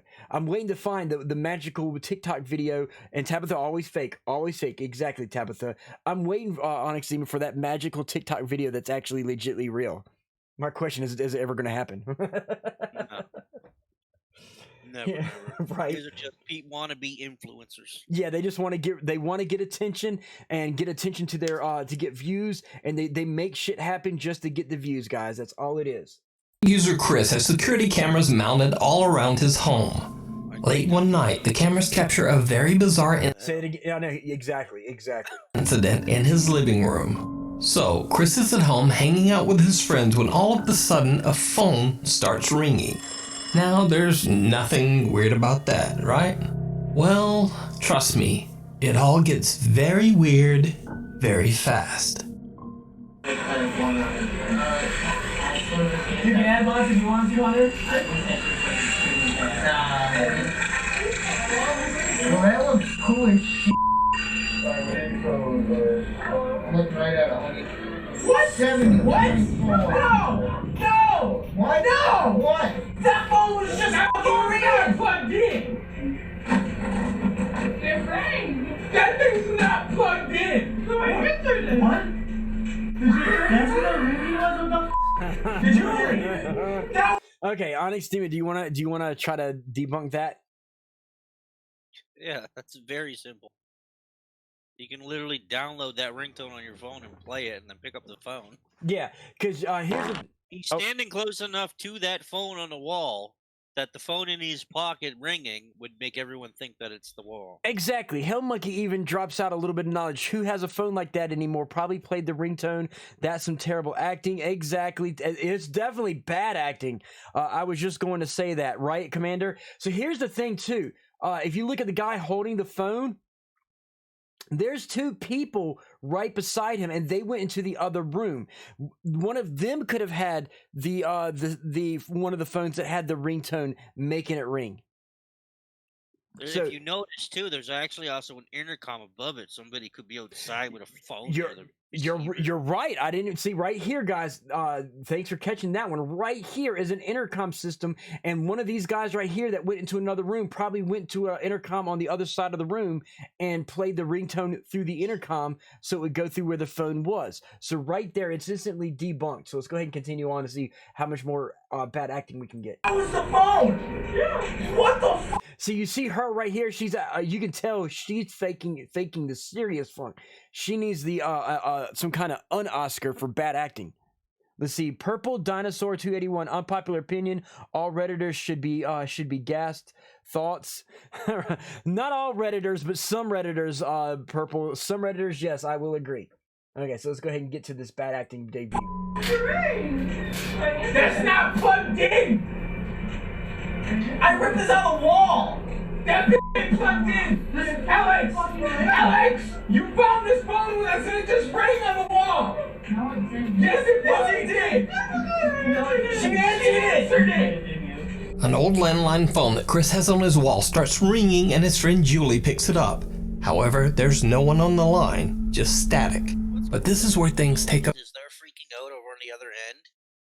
And that guy's just chilling on VR like he doesn't give a shit. Exactly, right? Right? But you see right here, there's the two people that are in the other room. There's two people in the other room right now when he's talking to the phone. Away and then they come back. Exactly. So they could have went to the other intercom and got that through. So instantly debunked, guys. We're going to let it play through to the next one. A very bizarre turn. You see, Chris found this phone in an old abandoned school and simply hung the phone on his wall as some sort of retro decoration. Hold on. Wait. You notice how they said that he found it in an old abandoned school and he hung it on the wall for a decoration? Now, pay attention, guys. Hang on, let me switch to the chatting tree. Exactly, Leather Sus. Now pay attention, I'm going to rewind this video, but listen to the guy in the red coming from the right side of the screen with a ponytail. Listen to what he says. I'm going to back it up and listen to what he says. Okay, this busts it right then and there. So give me a second to rewind this a bit. Okay, let me switch to the movie screen. Now, the guy from the right is going to come over here and he's going to talk about it and he's going to point to this. But listen to what he says.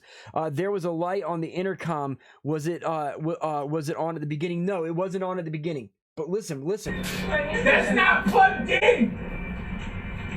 I ripped this out of the wall. Did you hear what he said? What did he just say, Onyx Demon? I didn't hear him. He said he ripped it out of the wall. Yeah. Yeah, so he... the guy with the ponytail. Yeah, he did. Watch. The guy right here isn't the one talking. It's the guy over here. You see his hand. Watch. That ain't plugged in. Alex, you found this phone with us and it just rang on the wall. Oh, shit. Now he says you found this phone, right?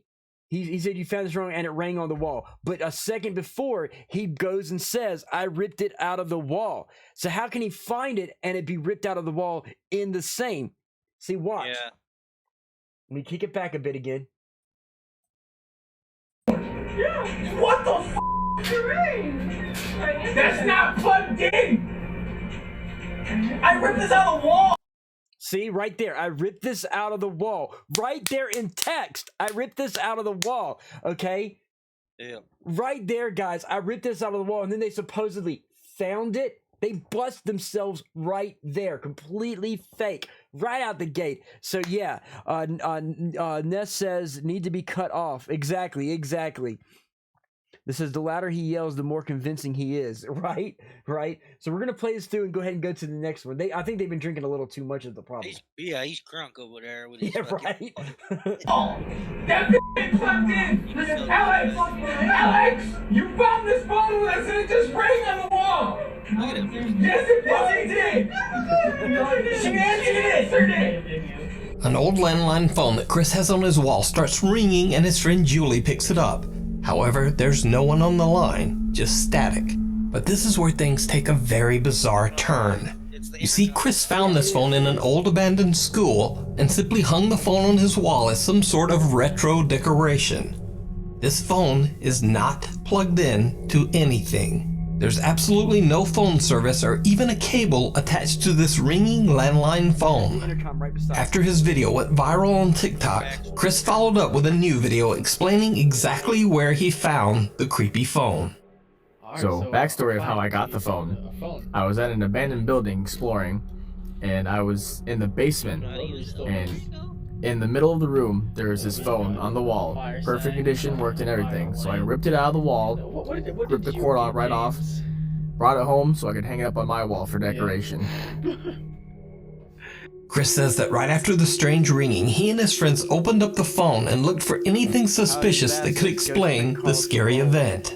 Even possibly a speaker hidden inside the phone as a prank. But they found nothing out of the ordinary. Just a standard old telephone. They had no explanation for the bizarre ringing. So now, fearing that the phone might be cursed, Chris decides to return it to the place he found it, which happens to be the abandoned Cooley High School in Detroit, Michigan.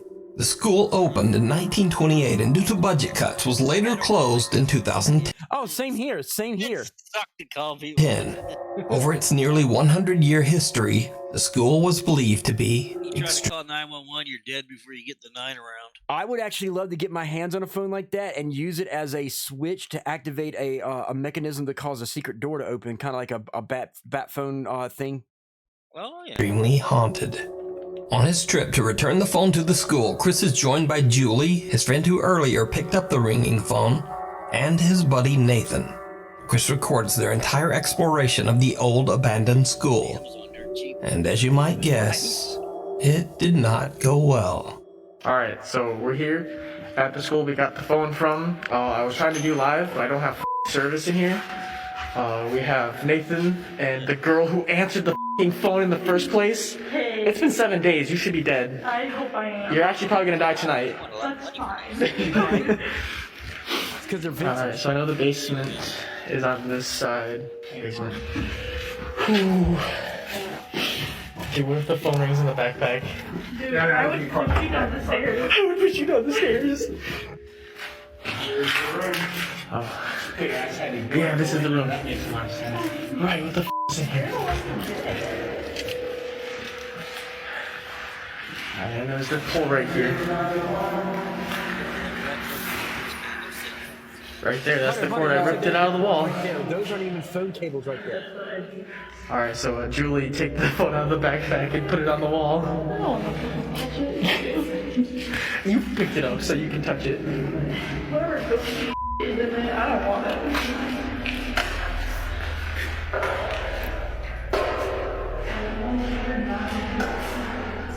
It starts ringing.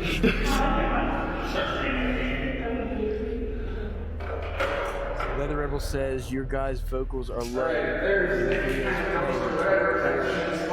What's what you're saying? Make it ring again. Yeah, you brought it back. I can fix that. Hello. How's that? Test, test, test. Oh no, she can hear us now. We're going into the yellow now. I turned the audio down a little bit.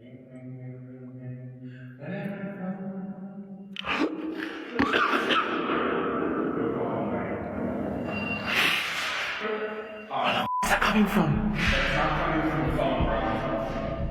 Is it? What are you? Okay, so that ring that they're hearing, I don't know if y'all can hear. Is that coming from the other room? Why is there another phone down here? And why is it ringing? So hang on. Paladin Bass says my main question is who the fuck goes into an abandoned building, sees a thing that says, "Ooh, this would really go with my feng shui in my living room." Okay, so the ring that you saw the feng shui of their living room, there's no fucking. There is. Shui. It's called fuck shui. Yeah. So if y'all, I wish y'all could have heard it. It was very, very faint. You'd have to have amplified hearing to be able to hear this. But the ringtone that they're listening to has a digital sound to it. It's like you mentioned Hellfire, Onyx Demon, that it has that they probably use the cell phone in a pocket, and that's what that ringtone sounds like. Let me play it back so people can hear it. Listen to the ring.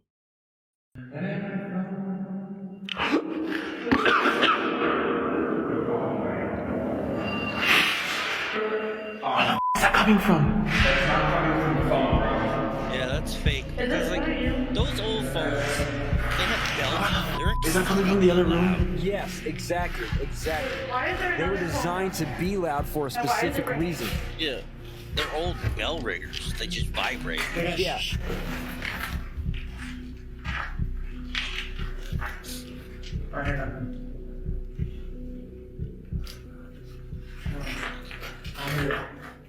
Was that crazy? I don't think so. Oh my god. Come on, let's leave. Let's leave. This is a Dude, yeah, no. We gotta check that out. No! Nathan. Why not? Dude, no, this is how you f***ing die in movies. No. Right up into No. the 2000s when cell phones were modernized, my mother required one of them old rotary dial phones to use the TTY.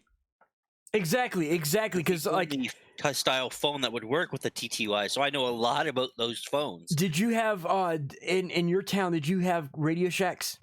Yeah, we did. Okay. Do you remember when they stopped selling the old bell ringer phones like that? They used to sell Radio Shack used to sell the little bell attachment that you plugged in line so that you can get that kind of enhanced ringtone for people who are hard of hearing. Yeah, exactly. That's why these phones were made like that, and that phone would have been a whole lot louder than that. That is indicative of somebody having the ringtone on a cell phone being far away. It would have been a lot louder. The vibrations would have gone all the way into the room and made it sound like it was in the same room as them and not in another room. And Jeff is like, you could be on one side of a school and it would be ringing on the other side of the school and it would echo right fucking to you. That's how loud they are. Exactly. Especially in an empty room or an empty school building like that. They have mad echo because you can hear the echo from them talking to know that the echo would have traveled.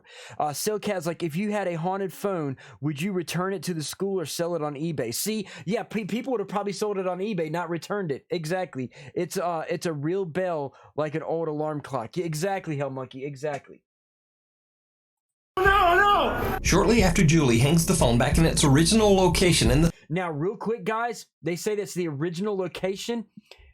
It's not. It's on the other side of the pillar. Right. You can see it. You can see where it's sticking off right here. Here's the 1, 2, 3, and you can even see the shadow of where the phone was. Yep. Right there. So I do believe he got this from the school, but I believe he's making up the funk for this shit. But if any place, it would have been right there where it was sitting right there because it's got the 3 holes for it and the same size placement here, showing the dirt here and no dirt here. So I mean, end of the day, the only thing that this video shows is that those kids probably need to be charged for breaking and entering and theft.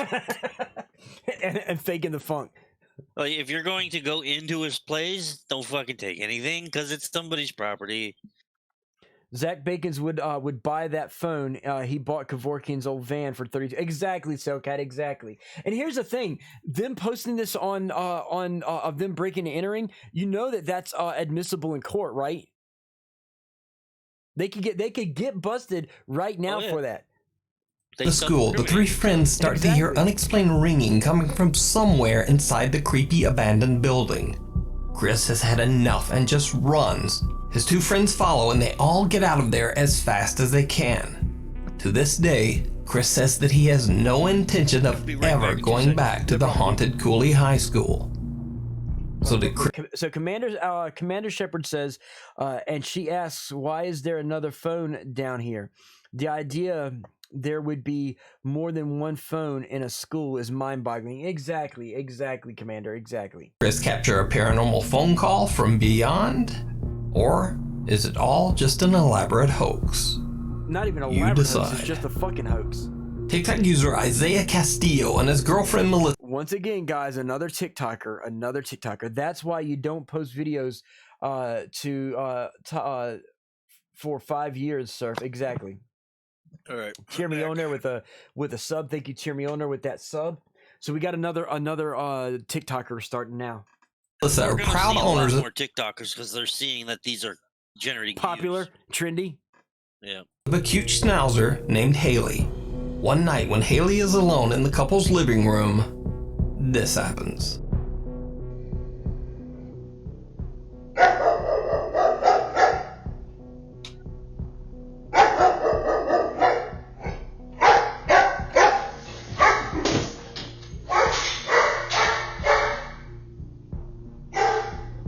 A security camera in the living room captures the moment when little Haley gets so spooked that she just runs away in sheer terror. Now first, unexplainably, the dog starts to bark at something we can't see. She then hops onto the couch, but something catches her attention on the back wall. Suddenly, she vaults off the couch in an absolute panic. So right there, if you look, something fell down. Right here. You see it, Onyx Demon? Yeah, I didn't see it though. Hang on, I let do me see it now. Yeah, let me see. I was looking at the dog. Yeah, now watch it and you'll see when right as the dog runs, and it falls after the dog runs, but watch. Starts to bark at something we can't see. She then hops onto the couch, but Okay, I'm gonna slow this down for everybody. Okay, yeah. The patented Onyx Demon slow it the fuck down, Retro.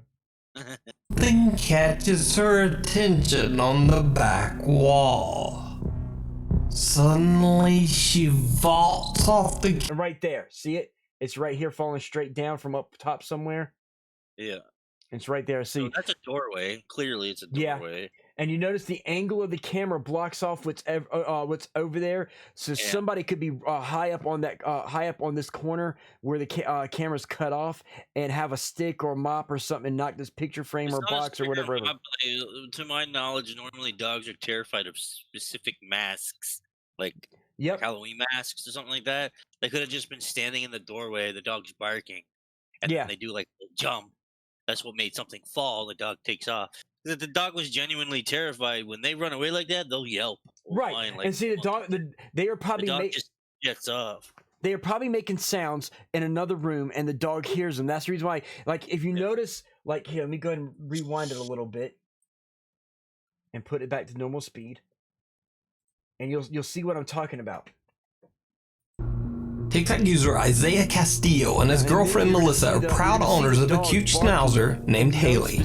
One night when Haley is alone in the couple's living room, this happens. See, watch. It's not sure to. It doesn't know where it's coming from, but it hears something. So it's not actually barking at one in particular thing. It's just barking into the air because it hears something. Jumps up. And see, you saw that it looked over in a direction, so it looked in a specific spot like it saw something, and then the picture drops. So like you said, someone probably had a mask on. Vent. Not a picture. It looks like a vent, I think. And it could be. But again, somebody could have had a mask on because he looked up high. The dog looked up high, and then that drops down. So somebody out of off camera has got, probably like you said, got a mask on and flipped that whatever that is off the wall.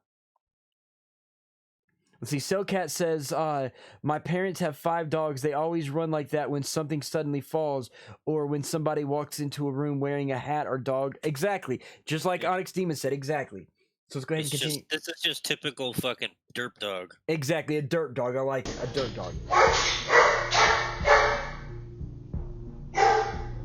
A security camera in the living room captures the moment when little Haley gets so spooked that she just runs away in sheer terror.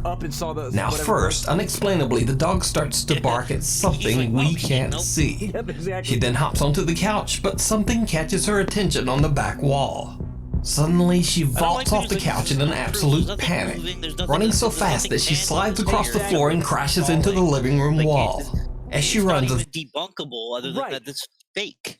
Right, and then the only thing that you can say, if anything, is that it's like you said, it's undebunkable, but it's more, if anything, coincidental You know, that's the shadows on the wall, or a very clear carpet imprint of a spectral foot or something like that. Right, Yeah. exactly. But this is just a dog being a dog and taking off, reacting to the environment. It got jumpy. Exactly. There's no paranormal anything going on here.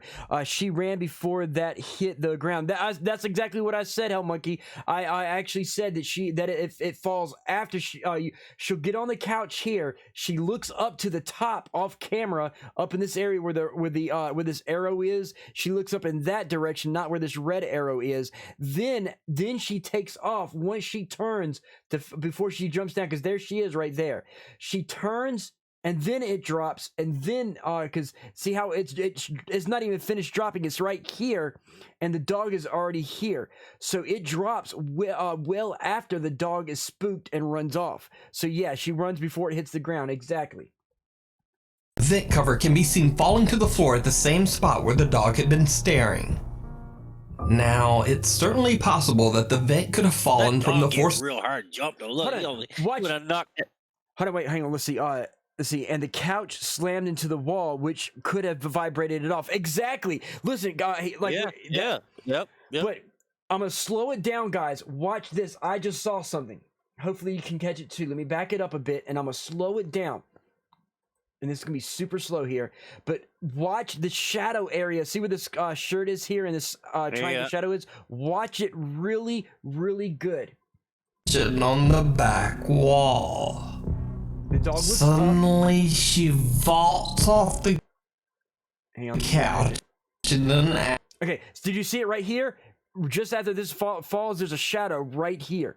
A shadow moves. Okay, and this is still, there's a shadow here, which is indicative, like we said, of somebody standing over there. Yep. See, Shepard saw it. The scariest thing is having a dog in the room with a light carpet. What a nightmare. Yeah, the floor is the paranormal activity right there. So yeah, so somebody is standing over here because they're trying to say that the dog was looking down, but the dog was not looking down. It looked up. It was looking up, not down. And speed it back up and move forward. Absolute panic. Running so fast that she slides across the floor and crashes into the living room wall. As she runs, a vent cover can be seen falling to the floor at the same spot where the dog had been staring. Now, it's certainly possible that the vent could have fallen from the force of Haley jumping off the couch. Look. Yep, right. See, nice catch. Nice catch. Who was it? Who caught that? Shepard. Shepard, yes. Nice catch, Shepard. It falls seconds after it slams against the wall here, and then after it slams down here, you see the shadow move over here. Why would a shadow move over here when that's already fallen down and the dog is over here? So nice catch, Shepard. Nice catch. See, you and Shepard, Onyx Demon, and Hellfire and Hell Monkey. That's the reason why I want to build me a nice big paranormal team and actually have my own TV production, my own version of what Ghostbusters or Ghost Hunters is supposed to be. I can make a real Ghost Hunter show. But she can be seen staring at that spot before the vent even falls. So it leaves the question, what terrifying thing did the puppy see that made her bolt out of the room? Knocked it over himself. Let me know He probably what just you freaked think. himself out. Exactly. A paranormal nightmare. Foreman brothers Josh and Rocky from the YouTube channel Paranormal Nightmare TV series were contacted by a woman named Linda who lives in Lancaster, Ohio. She says that ever since she moved into her house 3.5 years ago, she has been experiencing terrifying paranormal activity. The home has a very dark past. The house was built in the year 1900 on land that had once been a Civil War encampment. In the 1920s, a man mysteriously died in the home after an unexplained fall down the stairs. Years later, in the 1950s, it was used as a funeral home. It is also said that in the 1970s, a man tragically took the life of his wife in the living room before ending his own life. With a history like that, it's not surprising that Linda has experienced everything from unexplained loud crashing and dragging sounds to the voices and cries from a little boy and girl. Her bed is shaken violently on many nights, and she says she has been touched and physically hit by something she cannot see. On occasion, she says that something has whispered her name in her ear. She has seen the apparition of a man in the... Hell, Onyx Demon, something whispered her name in her ear. Wow. What's that tell you? If this is legit, what's that tell you? If it's whispering her name, it would be haunting her up the house, for one. And I don't think it would be haunting anything. That debunks it. Ghosts can't touch you. Exactly. Ghosts can't touch you. Exactly. So Tabitha pulls out a thing. It's something tangible touching her, and it's speaking her name. Does that give you any clue? Possible demon? Yeah. So if this is legit, guys, this is a demon, not a ghost. Basement, and one of the spirits in the home seems to be extremely violent and dangerous. I moved here 3.5 years ago, so it would have been about 2017. I've been poked. Exactly. I've had bruises on my legs. I've been shoved down the stairs. This stairwell right here, I got pushed down this about a month ago. It was I'll about say half. this much, okay? She needs to do something about her tan and her makeup, because her makeup is too light for her body, and it makes her head look like she's wearing a fucking mask. Okay, I'm sorry, but rule of makeup: if you're gonna use makeup, make sure that you're doing a foundation that's a shade darker than your skin, not a shade lighter than your skin. Twist to the story: she's the demon. Right? She's wearing the person's skin. Now, taken on its own, Linda's claim that something tries to shove her down the stairs could simply be dismissed. Tabitha's like LL Retro debunking that makeup look, right? Makeup debunkers. Call the fashion police. As random missteps or perhaps exaggeration. But she's not the first to experience strange activity in this home. The Foreman brothers contact the house's previous owner. There was a whole lot of it. Here's my thing. They contact the previous owner. How do we know that's the actual previous owner? Correct. That this could be all a stage to create a story for their ghost hunting TV show. The best thing about this one is they gave us information that's researched. It's researchable, right? We could actually go exactly. In Ohio, we can actually get the definitive county or town that she's in. We could verify this. And see, that's the kind of stuff that I would love to be able to do. Hang on, let me switch chatting real quick. If there's any TV networks, NBC, ABC, CBS, Sci-Fi Network, I don't give a shit who, feel free to contact me so that I can put together my selected team to create my own actual paranormal investigation TV show. One better than all the fake ones out there. Please contact me. Okay, now let's go back. Activity, and let's just say that I kind of slipped down the stairs a couple times when I didn't lose my footing. I was pushed, for sure. Linda says that up in her attic bedroom, she often hears voices and whispering. One day she sets up a camera in her bedroom and actually catches some of the most terrifying EVPs you'll ever hear. It's probably the ghost of her last crack dealer trying to sell her paranormal crack. So she's at EVPs, but she's using a camera. Yeah. That's not tangible. Exactly.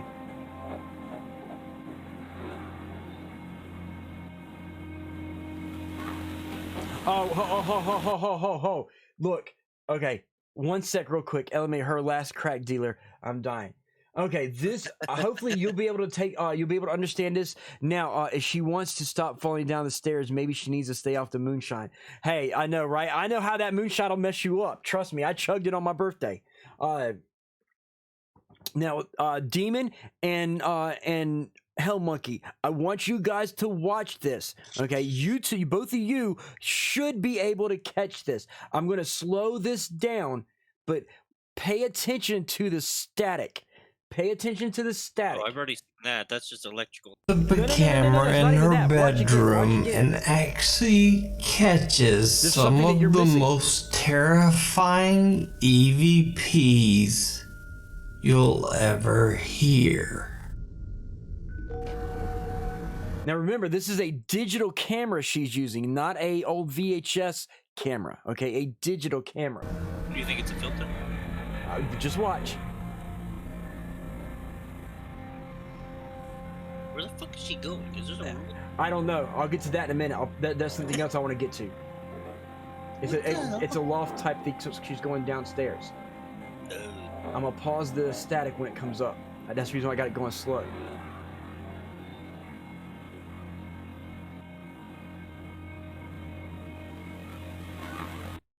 Okay, look at the static. Yeah. Okay, look at the static. Let's see. She has no butt cheeks. Needs to eat some meat.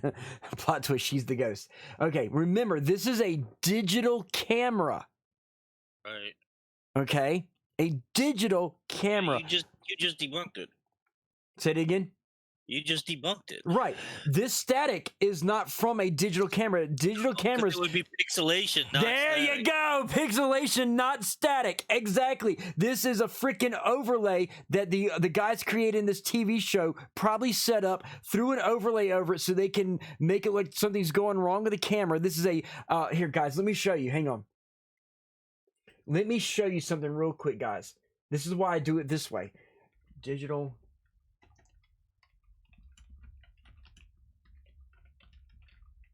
If I could spell today.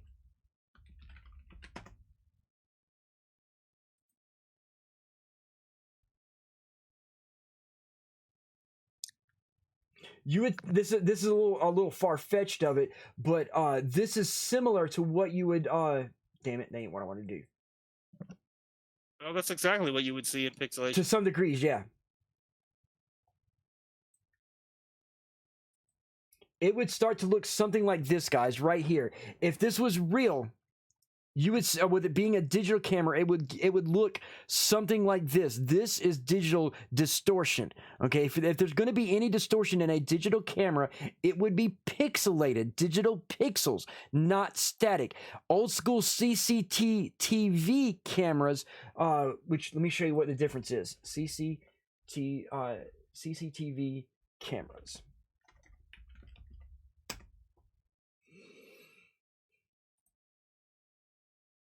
No, those are the digital ones. I need analog.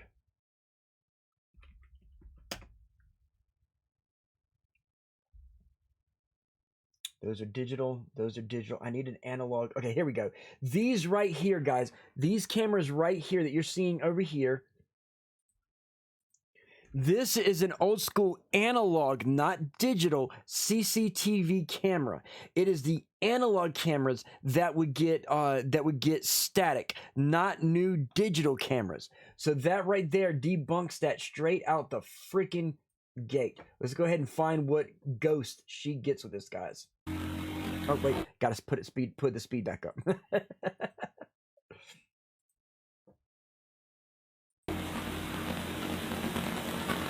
Where did she go? Okay, and if this is bothering me now, where the fuck did she go? So, and how the hell did she get that bed in there? Right. So right here, you can't really see it, but there's a doorway here that leads downstairs into a closet or a downstairs section here. So this leads downstairs. This is a loft attic style bedroom. Just listen, hold on, wait, listen. Let me go back. Listen to the EVP. Okay. The EVP is fake too. Does it make the static noise? I have you a little low. Yeah, it makes a static noise. Oh yeah, you can hear it right now. Where's that water? You can hear it.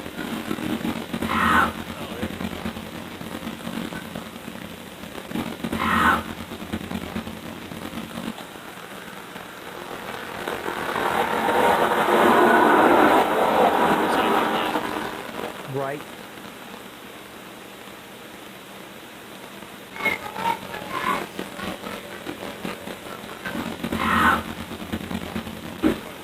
Okay, so you hear her voice you can hear the lady's voice being from a distance, right? So you hear the lady who owns this house, the chick with no butt, the crackhead with no butt. You can hear her saying, "Get away from me! You know, I warned you." She's saying that. And you can hear her, like, it sounds like she's in the house, but the help sounds too close to the microphone to be off in a distance like that.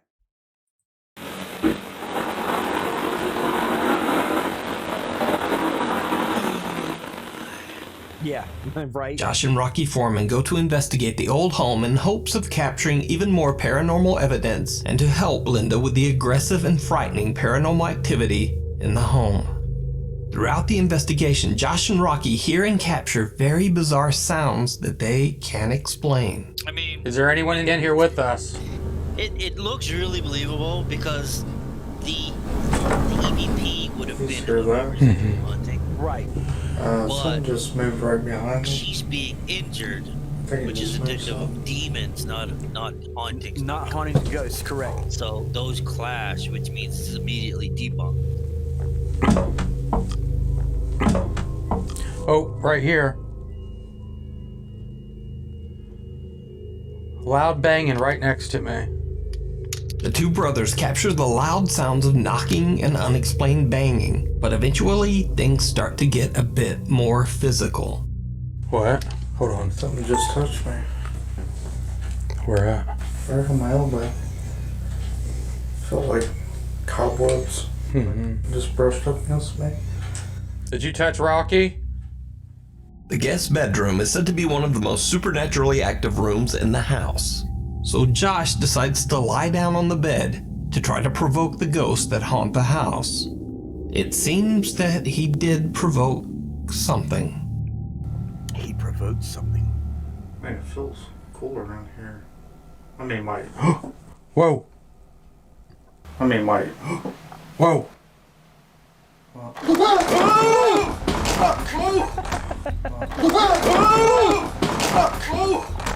I seen something. Something just grabbed my foot. Something just grabbed my foot. You Just bring it too grab much my butt, leg. buddy. Was it your foot or your leg? Right? Turn on the light. No. Keep going. That's what we want. It just grabbed my leg. It's under the bed. Josh says that he sees a dark shadow figure at waist height moving towards Rocky. Rocky then feels something grab his leg, and it scares him so much that he accidentally breaks the mount on his camera and falls hard against the bed. Whoa. Now, if you're familiar with the Foreman Brothers videos, you know that they always stay calm. Okay, let me switch cameras real quick. Okay, ladies and gentlemen, what you saw where the two guys got scared, here's the breakdown of it. The guy on the bed freaks out and gets scared, and the other guy freaks out because the other guy freaks out, and to make himself sound like, you know, I didn't get scared because of you. Something touched my leg. What was that? Something touched my foot. Something touched my leg. No, you were a little pansy ass who got scared because your buddy got scared, and now you need to defend your fear and fake the funk. So that's pretty much what that is. So yeah. Calm and composed whenever they see or hear anything during an investigation. So to see both Josh and Rocky so freaked out in this footage, it just makes the video even more compelling. So did Josh and Rocky Foreman catch the ghosts that are haunting Linda in her home? See what I'm saying? And just what grabbed Rocky's ankle? Like and should Josh have cared a little more? The shadow come from would have No. been Rocky first. Keep going. Right? That's what we want. It just grabbed my leg. Let me know what you think.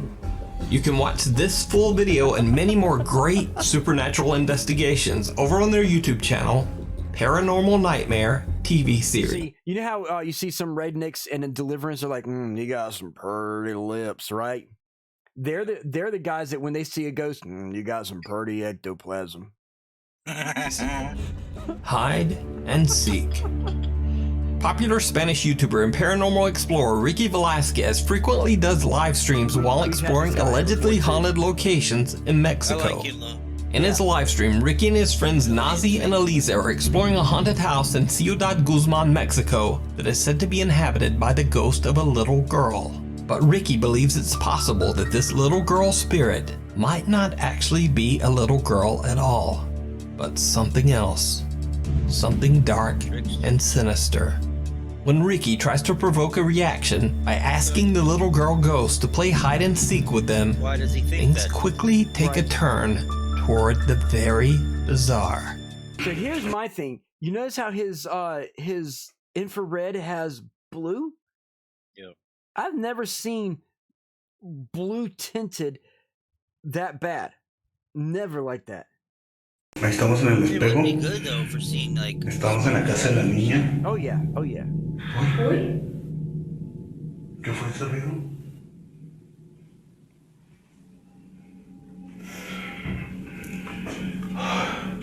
Si sientes aquí mismo que está encerrado y cómo se siente. Correct.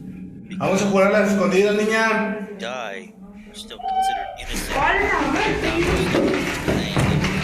Ricky and his friends are gathered in the haunted building's restroom when they hear the unexplained moan of a child coming from somewhere inside the room with them. They quickly run out and into the hall. However, But okay, so Shepard, ultraviolet or not, even ultraviolet, they wouldn't it wouldn't have been that blue. Like it's too blue to be real. Blacklight. Yeah, like it's like they're wouldn't even be a black light. Like if you're using infrared, if you're using ultraviolet, the lights wouldn't have been that bright. They would have used a certain amount of light that would cause it to be able to see some details. It's like he put a blue filter over top of it, you know, to make it look blue, kind of thing. the hallway doesn't seem much safer. See, like right here. See how it looks here? See how it's purple. This is legit. This is ultraviolet here. This is what they call full spectrum. Full spectrum has the red tint, not the green. So in a full spectrum camera, you see how it's not overly blared and overly bright in contrast like the other picture was? This is proper. The other one wasn't. It was like he's trying to mask something out on the other end. ¿Te acuerdas de mí?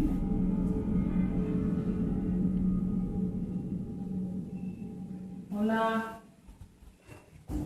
Ay,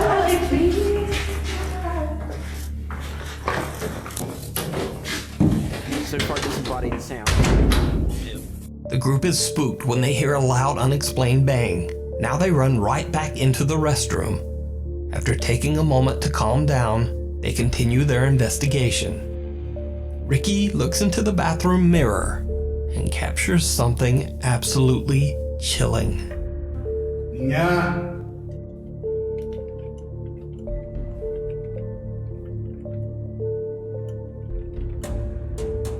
Niña. Did you see it? Ricky and his two friends have no idea that they are not alone as Ricky captures what appears to be a figure right behind him, visible at the edge of the mirror's reflection. But what happens next terrifies them all. Si ves eso en el espejo se ve como manchas así, como rostros. Oye, ¿está corriendo arriba?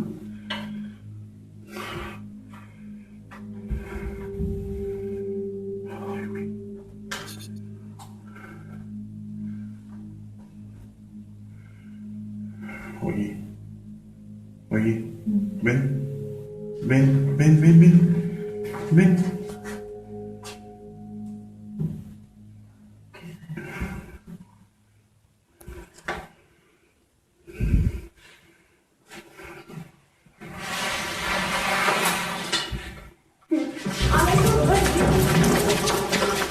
Did you see it? Ricky casually films the mirror once again, and both he and his friend see something strange in the reflection. When Ricky turns around, he is shocked to his core as the apparition of a little girl appears in the restroom with them. I'm trying to catch it, but it's so pixelated. Ricky and his friends run from the haunted house in terror. Pixelated. He's doing it on a fucking phone. I know. I'm just trying to see if I can catch it. So let me slow it down, guys, because that was a corporeal. Was whatever it was corporeal. So what we need to do here to debunk this, well, Strange go back to the beginning in of the the show, reflection. this video. When Ricky turns around, he is shocked to his core as the apparition of a little girl appears in the restroom with them. Because see, here's the thing. I'm trying to get it to where y'all can see it. If you watch it just right. He casually films the mirror once again, and both he and his friend see something strange in the reflection. Exactly. that's a When big Ricky ass- turns that's a big ass around, head. he is shocked Yeah, to his exactly. core as the apparition of a little girl appears in the restroom shoulder right with there. them.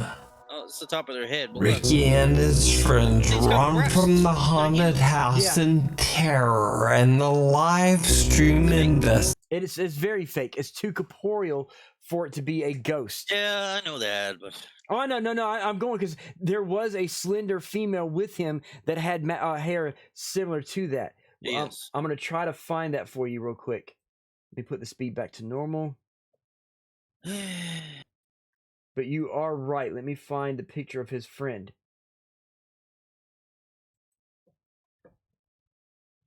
little girl. But Ricky believes it's possible that this little girl spirit might not actually be a little girl at all, but something else. Something dark and sinister. When Ricky tries to provoke a reaction by asking the little girl ghost to play hide and seek with them, things quickly take a turn toward the very bizarre. But you saw her, she had Estamos en el espejo. Estamos en la casa de la niña. right there. It says Dark friend. sweater. Yeah, hoodie or something, yeah. Down past the cleavage. Yep. So we're going to fast forward to the next one. Vasquez. Alone in the dark. Reddit user RUAmyC143 and her 17-year-old son have been experiencing terrifying paranormal activity after moving into their new home in Massachusetts. And you know this is the first Reddit user we've had on this? Amy doesn't know much about the history of the house other than that it was built in 1895, so one can only imagine the events that might have taken place in the house over the last 126 years. Amy says she has heard strange noises in the middle of the night, loud banging, the sound of locked doors somehow. So she it's her and her son, and she's hearing loud noises at night and a lot of banging. Okay, pretty much. How old is the kid? Right, exactly. How old is the kid? Is he like 10 to 16? He's probably masturbating. Now opening and closing, and the crash of what sounds like heavy objects falling on the floor. Their personal items mysteriously disappear. And strangest of all, their pets, 2 dogs and a cat, often exhibit very strange behavior. Mama, what's over there? Dogs and cats would be the first to see. Why is that blurred up? What is exactly. I don't know. Okay, so your cat hears a bug in the shit. What are you trying to find? Or a mouse. It could be a mouse on top of the clothes. Why are you just standing there staring over there? Unless those clothing does a big wave without anything touching it. Or maybe they took the cat's favorite toy and set it on top of there, and the cat knows it's up there and wants to get its favorite toy. What the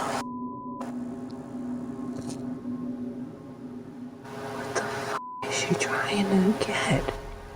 There's nothing there. The family cat has been staring at something that Amy can't see for 5 minutes before she finally decides to record it with her phone. Now, maybe the cat saw something, or maybe it was just in an odd mood. But now, this next video that the worried mother shared to her Reddit page is a little harder to explain.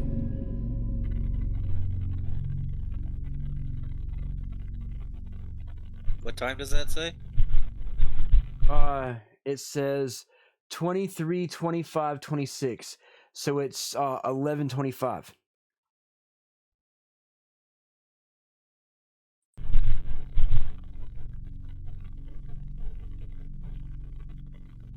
Yeah, we do. Yes, we do. So far, I hear banging.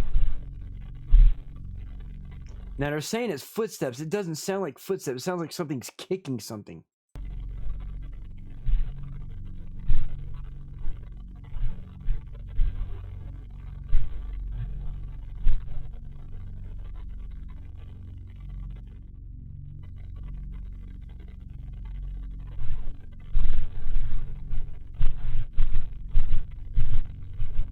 See, that pretty much sounds. I can tell you what it is. Boosted audio equals fake. Exactly, Hell Monkey.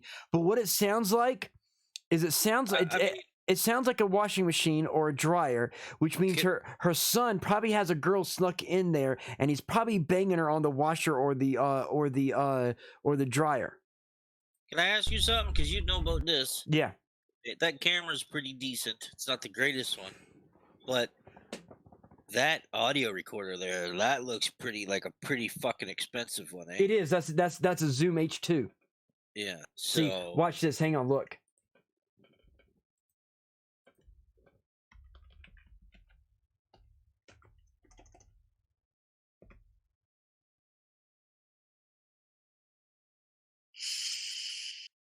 No, we went to a shopping mall. We want to go to the just the images.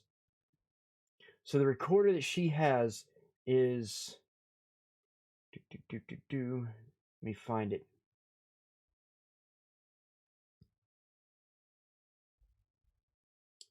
I want to say it's one of the Zoom microphones, because you can tell by the see, it's got that microphone on it. I want to say it's that one right there. That's an H6. what's on the bottom of it though? Is that look at the video? It's like huge. It's got like a BlackBerry thing at the bottom of it. There's the microphones right there. Yeah, what's at the bottom of it? That's what I'm trying to find, that specific one.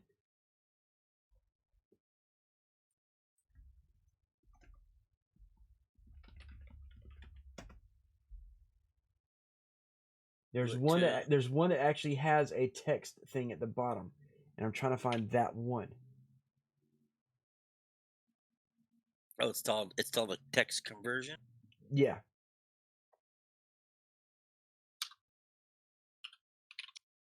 See, it's similar to this one here. See, that one has the newer version that has the graphic relay at the bottom for the graphic equalizer. But it's the older version of it. I'm trying to find it. Well, that's clearly not cheap. No, it's not. All the Zoom microphones are super, super, super expensive. So for her to buy that, she clearly thinks that something's happened. Yeah, she clearly thinks something's happening. Yes. Because as you see here, look at all these.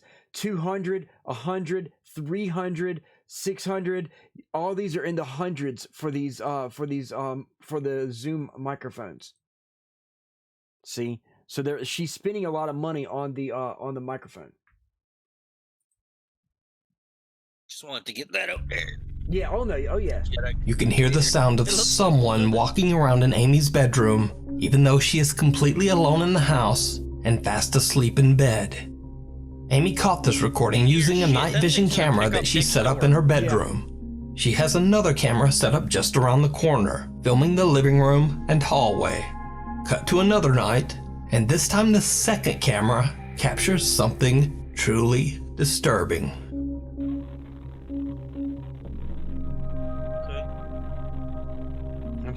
I'm seeing light distortions, shadow. A bizarre, unexplained shadow seems to rise up from the area near the couch on the far right, and then quickly disappears back into the darkness, even though there's no one in the room to cast that shadow. Yep. One night, Amy's son decides to spend the night at his girlfriend's place, leaving Amy all alone in the house again. As she sleeps, her security camera captures something downright chilling.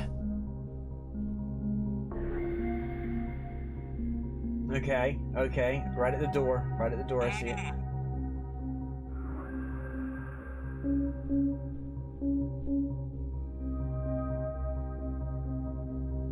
A strange figure seems to pace back and forth outside of Amy's bedroom. Amy explains that she kept hearing strange banging and dragging sounds, and eventually got out of bed to look around her home. Hang on one sec, let's see. Hell Monkey says, has she ever woke up with ectoplasm mysteriously all over her bed? That's her husband's girlfriend sneaking out. She don't have a husband. That's it's her and her son. But Hell Monkey, I'm gonna go back to it. Your opinions on if this looks legit or video edited. The pacing ghost, does it look video edited or does it look legit to you? Because I'll say my feelings on this after you say yours.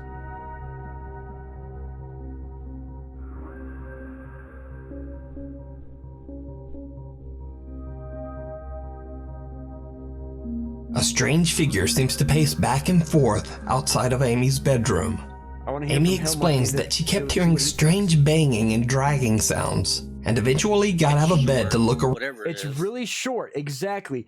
And for me, okay, I believe that this is legit, guys. I believe this is legit. The reason why I say this, it does seem somewhat ethereal. Exactly, it seems ethereal, and you notice that there's usually in photoshopping around the edge of the door, you'll see some pixelation at the doors, at the edges where it walks to and from, which shows signs that it's masked off, so it cuts off the video.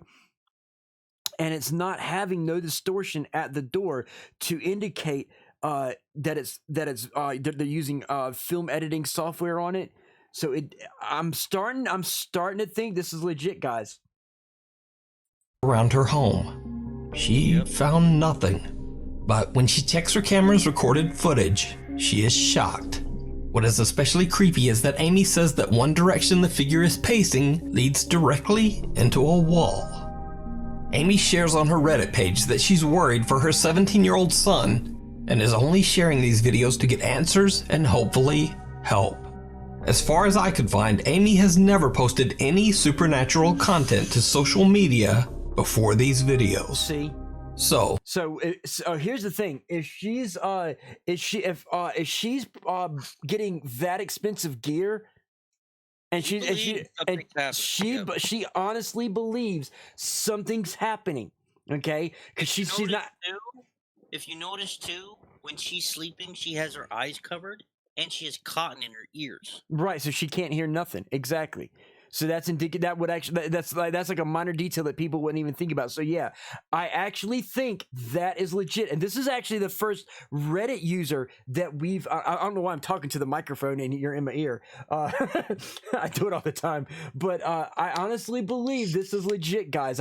And y'all know me. Y'all know I will call shit as fake all the time. Okay, I really honestly believe this is legit. It's the first Reddit person we have. She don't post paranormal videos. She doesn't really do much for YouTube to get views. Is that the second time on this channel we saw something legit? Yeah, it would be the second time. Exactly, Tabitha. It would be the second time. So this is like I said. I feel this is a legit deal, people. I feel this is legit. Like, she doesn't advertise paranormal videos or nothing like that. She's not calling in ghost hunters. She buys the equipment herself and does it herself, so she can have her own ideas as to what's going on. And she's spending high dollar money on gear to do her own investigation, to not be advertising on any streams or any YouTubes or anything like that. So that right there, I feel this is legit shit, guys. Let's go ahead and go back. The great thing about it too is that that's like a $500-$600 audio recorder. Yeah, anywhere from not some stupid distorted fucking voice. That, like, you know what I mean? Yeah. Like, and the fact that the one scene there where the shadow arm goes up, does not come back down, and then you see the ghost orb top. Right, and see the thing with the ghost orb, it wasn't like it didn't look like a bug. It didn't look like a moth or dust particle. It looked like a genuine trail. Right, exactly. How Monkey says, damn Ohine video right when you get started reading my comment was gonna say she had some good video. Right, How Monkey, right? Did Amy capture evidence of the paranormal? Now, As always, let me know what you think. But you can watch all of Amy's videos and keep updated on her Reddit page at RUAmyC143. Uninvited. Popular Korean ghost hunt live streamer Michael from the YouTube channel Docha Michael explores an abandoned house that is said to be haunted. When Michael arrives at the location, even before he has a chance to enter the building, he's gonna be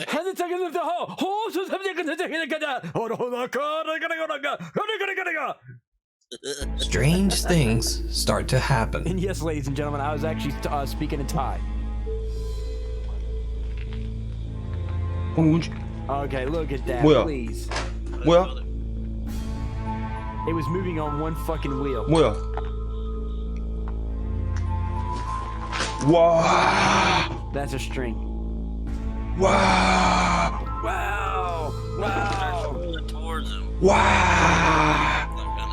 It's not gonna go. It keeps moving on that. Wow. Tiene ko picha.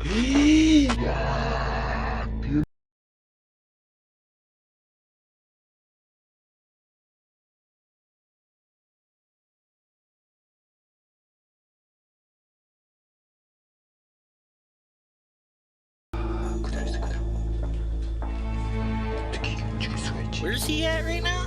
I don't even fucking know. As soon as Michael starts recording and is just about to enter the old abandoned house, a wheelchair starts to move all on its own. Now obviously Michael is shocked by what he just witnessed, but he has no idea that things are about to get That's an abandoned. Shit. Fuck that ain't Right, exactly. It's probably a back, some kind of warehouse behind his house, and that for cooking and stuff. And it just happens to have all that nice stuff in there. Yeah, it ain't a baby. even creepier. That wheelchair alone, a couple hundred. Look. Why would an abandoned house have clean sheets and pillowcases on that bed? Get up, kid. And he points where the door's moving. Either a string or somebody's behind there. Oh, look at the seagull. It's a Godzilla. It's a Godzilla. Well, close the closet so we can see behind. Right? Stairwell. Is that a stairwell? I can't tell. No, it's a shower. See, somebody's behind there. Somebody's behind there. And by the time he goes over there, the person hides. It's fake as fuck. See how he rotates the cameras? So yeah, so exactly.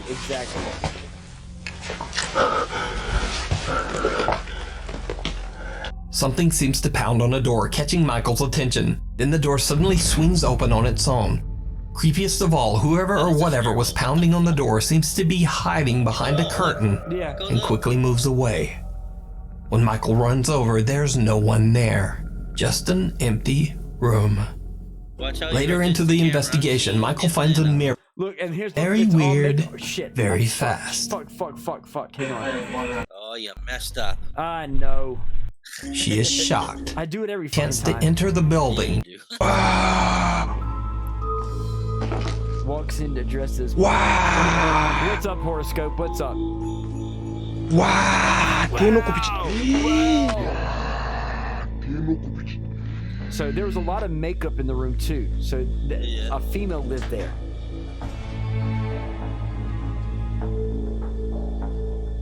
Because as we know, ghosts like to care about their appearance. Well, if you're that other chick 3 movies ago, 3 shows ago, right? As soon as Michael starts recording and is just about to enter the old abandoned house, a wheelchair starts to move all on its own. Now obviously Michael is shocked by what he just witnessed, but he has no idea that things are about to get even creepier. So yeah, it is a stairwell.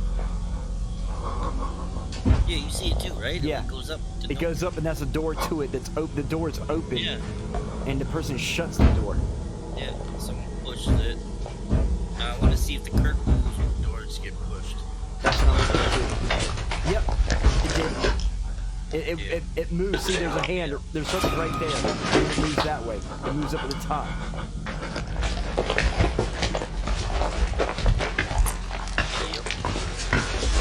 And then, like you said, he keeps the camera down. Person walks around them by now.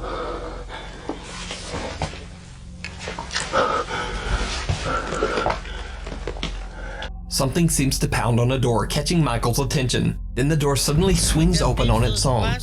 Creepiest of all, whoever or whatever was pounding on the door seems to be hiding behind a curtain and quickly moves away. When Michael runs over, there's no one there. Just an empty room. Because you're fucking looking down. Later into the investigation, Michael finds a mirror. See, here's all the mirror and all the makeup right there. Okay? And you notice there's no dust on this stuff at all? On top of a makeup table. This is when things get downright chilling.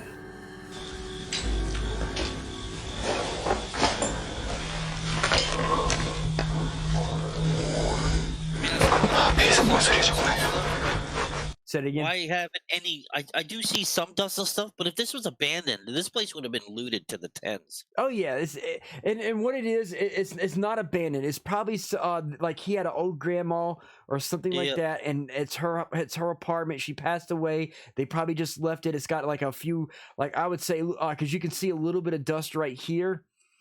And that looks about like what, about a about a month of dust. Month and a half. Yeah. Let's see. Cellcat says it's haunted by a ghost of a cleaning lady, but it's been abandoned for about. Say it again. Yeah, I was just replying to Cellcat. Okay. I said that the ghost is rebelling. Right? Yeah, or it's a lazy cleaning lady. There's really nothing there has been touched for a while. It could be 100% correct. It could have been their grandmother's old place. It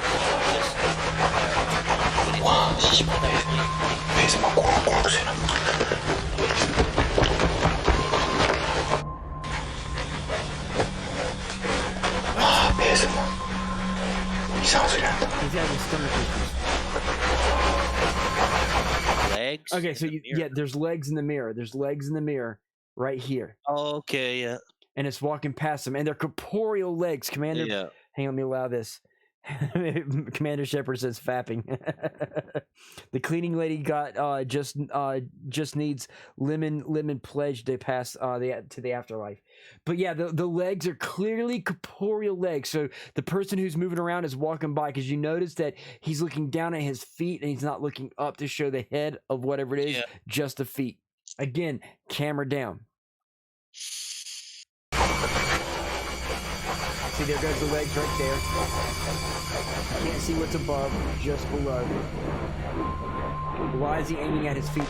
You see he's aiming at his own feet because he knows the feet are going to be behind him. So it's targeting that specific area, intentionally knowing something's going to happen. It's telegraphing.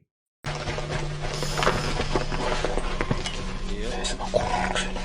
of course he doesn't know. It's because of the fact that he staged it. The ghost hunter's stomach suddenly starts to growl from hunger, and he is so distracted rubbing his belly that he doesn't even notice that someone or something is walking up right behind him. But when he turns around, again, there's just no one there. Michael has no idea what he just captured on camera. He continues his exploration of the creepy abandoned building. It literally now Michael hears a... Did you notice the date? Hold on, did you just see the date? Watch this. Does it say fucking... No, hold on. He continues his Look. 8/2020, October 20th, 2020. Yep. So this wasn't that long ago. Exploration of the creepy abandoned building. Now Michael hears a sound coming from the same curtain he filmed earlier. When he gets close to the curtain to find an explanation to the strange sound, this happens.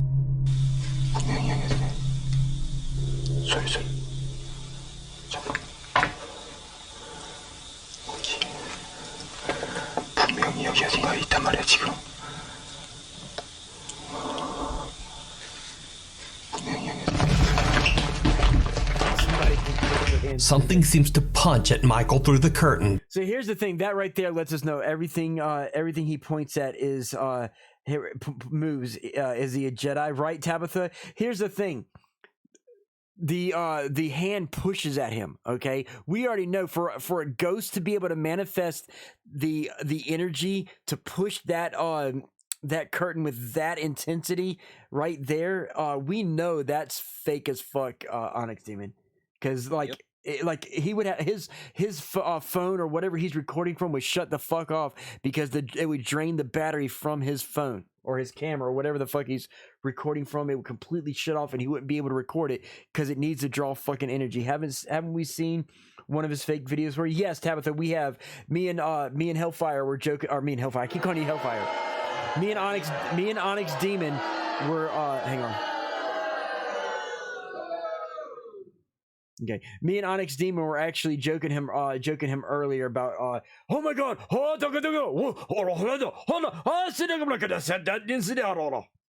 He was the one that was in the Understandable. school where you saw the Yeah, where he saw the thing inside the school, and he heard the piano playing, and the doors open, and he's like, yeah, that was him. He is terrified by the strange attack and makes a run for it. So did Michael capture evidence of something paranormal on camera? Something trying to attack him?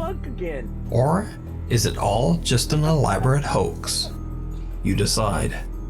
You can check out this full investigation and many more. In that video over there, let me switch the camera real quick and go back here.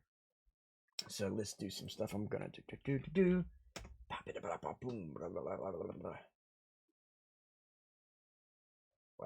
Wow. Okay. So, do y'all want to continue going with some more? See, if camera turns off, then there really is no point to record. Then we'll see. Vegetron, usually with paranormal, for them to manifest, they need energy. For them to have that energy, they usually pull from the closest power source to them. The only power source that I see available in that abandoned room is pretty much his phone, his camera. So yeah, that would have to shut off. That if it would have shut off, then yeah, I would have believed it was something. But since it didn't shut off, and he was able to continue recording it, doing that energy based movements, it's fake. It's fake. It's fake. It's fake. It's fake. Now, do we want to continue on, or have y'all got your feel of debunking?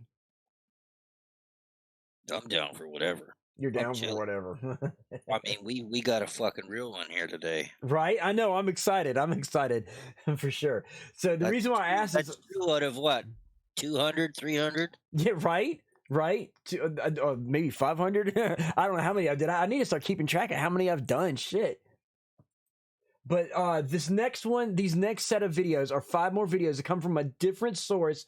This comes from Sir Spooks, thanks to Paladin Baz, guys. So this is a whole new set of videos. So in theory, if you want to manifest a big display of paranormal activity, you need to carry around a car battery. No. Basically, it doesn't matter what you carry with you, because believe it or not, some ghosts can actually pull energy from people. Okay, ghosts can't harm you. Yeah, ghosts can't even harm you. Exactly. The thing grabbing him that way, it's fake. It is. If that was real, it would be a demon, and it wouldn't require energy. Well, it wouldn't require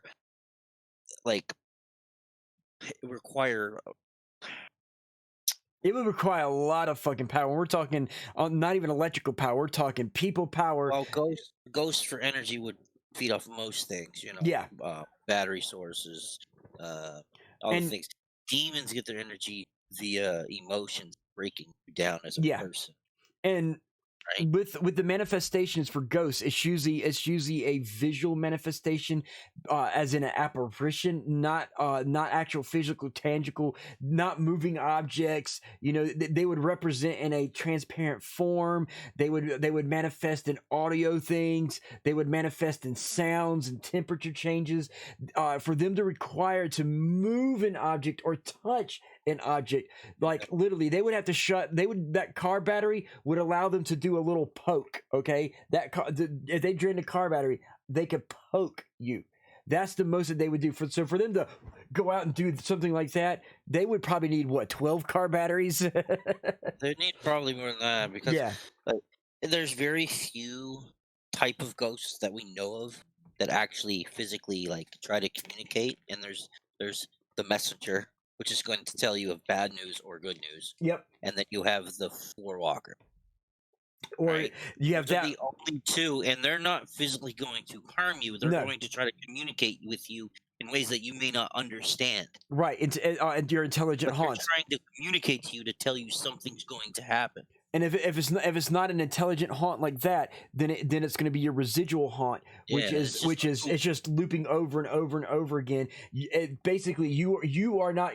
They don't know of your presence at all. It's just leftover energy from someone who was alive, and that energy is replaying itself over and over and over again.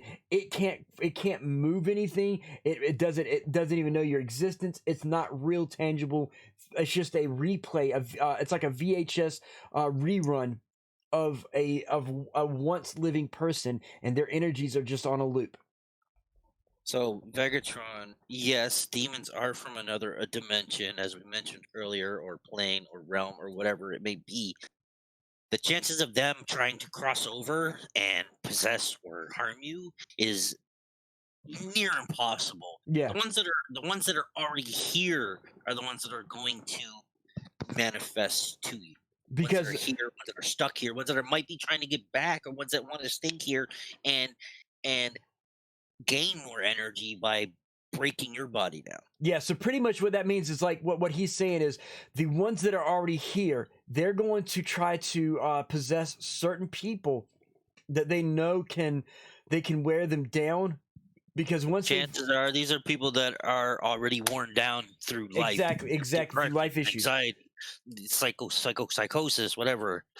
Those are the people that usually you see it in movies all the time, where it is a lot of it is faked, but a lot of it is you're going to see somebody who is some form of turmoil are the ones that are going to be possessed or harmed in some form of way.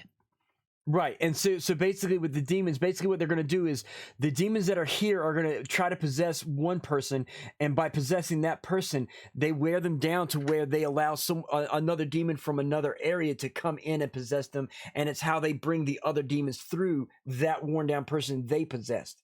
So that's the only way that demons can come through. So they are not pure energy. No, they're not. They are an actual being. They just cannot manifest here without copious amounts of energy, which is for demons is taken from you. Yeah, a human being. So yes, correct. They are manipulators. Exactly. They make you think they are energy, but they're actually here. So Shepard says, I have an old iPhone 5S that I had a Class A EVP on of turn around, and within a few hours of getting the EVP, the phone stopped operating. See? Yeah, exactly. So for it to manifest that EVP, it drained that phone down at the same time. What Shepard's talking about, that's indicative of a real EVP, because now, like with me and Hell Monkey, we have a lot of equipment that when we do our paranormal investigations, we have a bunch of equipment that it can draw from. So sometimes our recorders don't go down, another piece of equipment will. But where his phone drained, yes, that would mean that that ghost drained that energy to be able to manifest that phone. So it's a double whammy that he gets the EVP and it drains the phone at the same time. But yeah, so that's that. Give me a second, guys. No one go anywhere. I'm going to put the BRB screen on. I'm going to make a slight nature call, but I will be right back. And I've got another set of videos that we're going to go into, but I will be right back. Cool. So...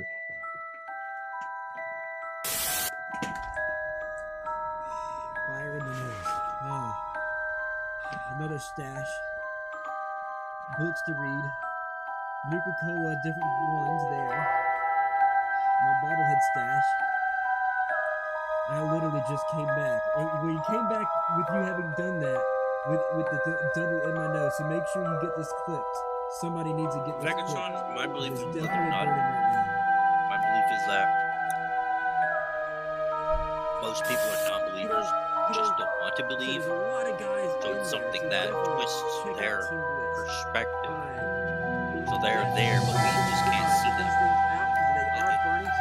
Simple case of non-believing, right? If you don't think it's there, it's just not there. And then over time, as it feeds off your energy, you slowly are able to see. There's Bobby right there, ladies and gentlemen. Oh, my nose is shuffling for 20. Truffle for 20. Okay, I am back. Thank you all for sticking around. Let's see, what did I miss? So invisible energy manipulators that exist in our plane of reality. Pretty much, yes. Hell Monkey, usually flashlights or phones go first. Exactly. It still doesn't operate to this day. Doesn't have to turn on. Doesn't even turn on when plugged into the wall. It's all Cheeto clips. Yeah, so you probably most definitely caught something on your... Yeah, so much so that whatever it did, it drained it to where it fried the battery. bit really wanted to communicate. Exactly. But what it comes down to. So it probably burnt some kind of microchip with an energy surge. Yeah. Anyway, guys, let's go ahead and get back to the next set of videos. Like I said, these are through Sir Spooks, thanks to Paladin Baz. So this is a whole new set. I've never seen this guy's videos before, so this is going to be new to me as well. And today we'll take a look at 5 scary ghost videos you've never seen. There we go. All of these have almost no views on YouTube, which makes them quite interesting. So, let's begin.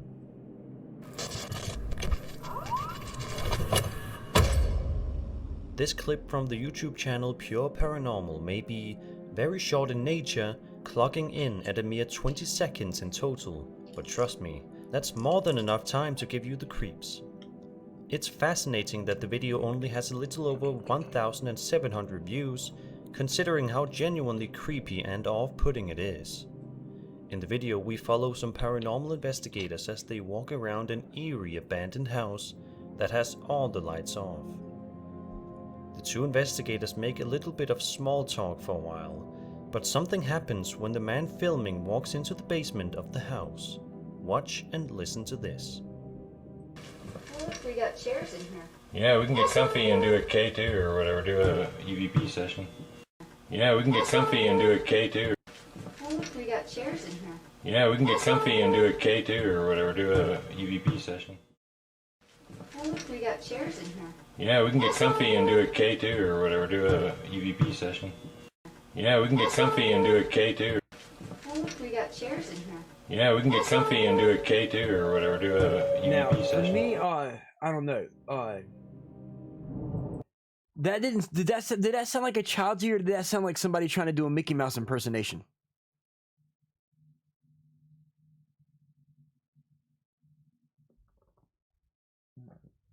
Hello?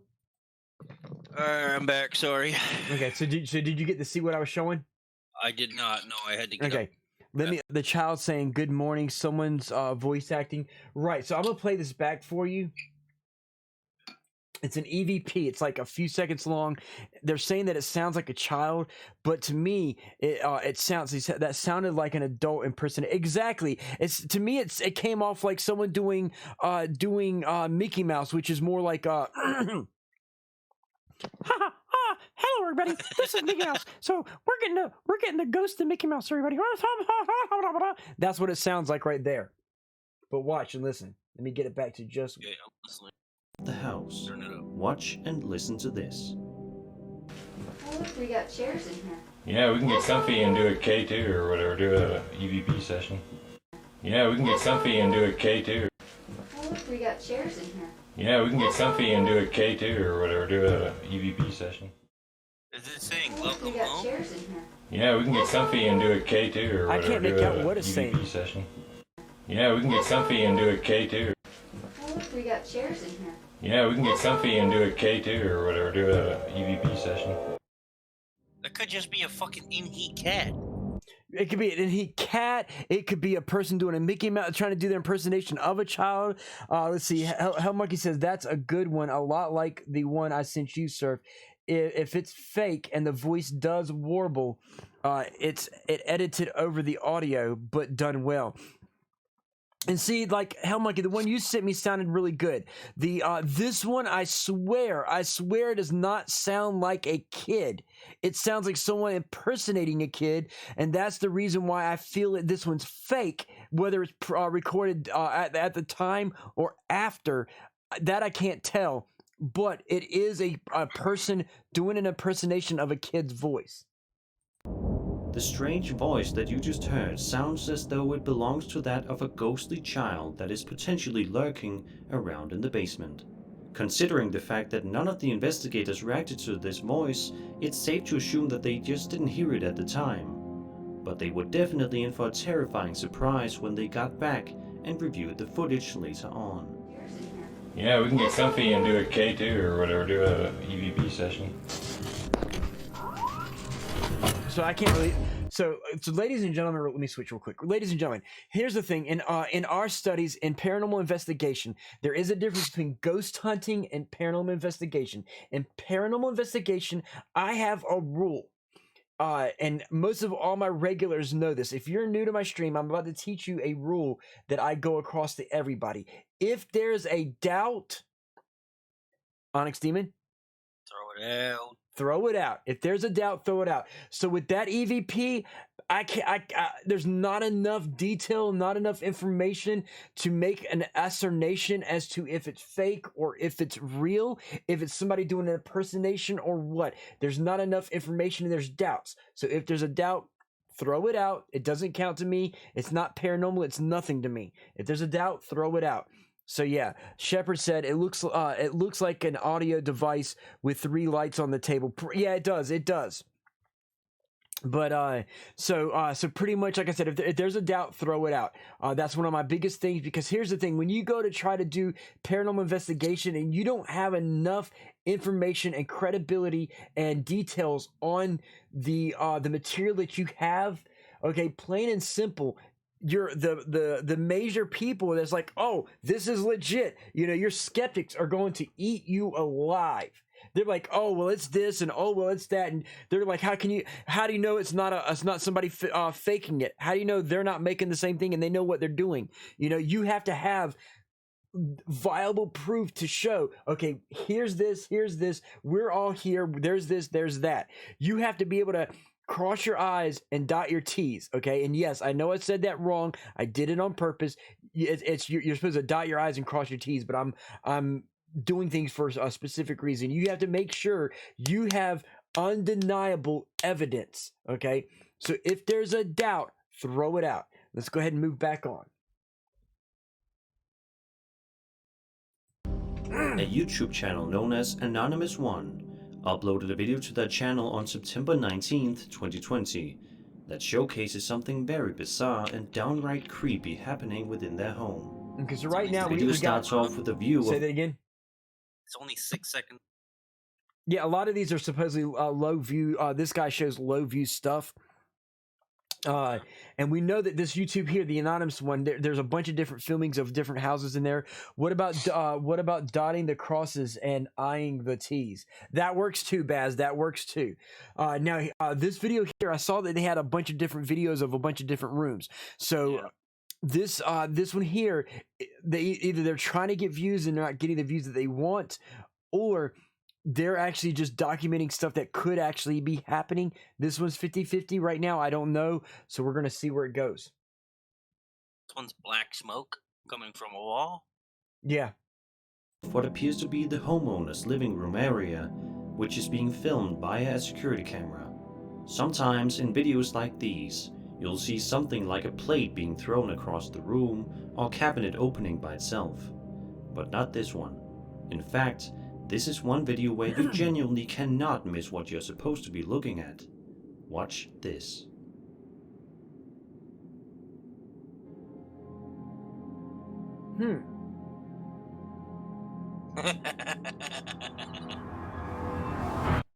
Okay, so I stopped it there. Well.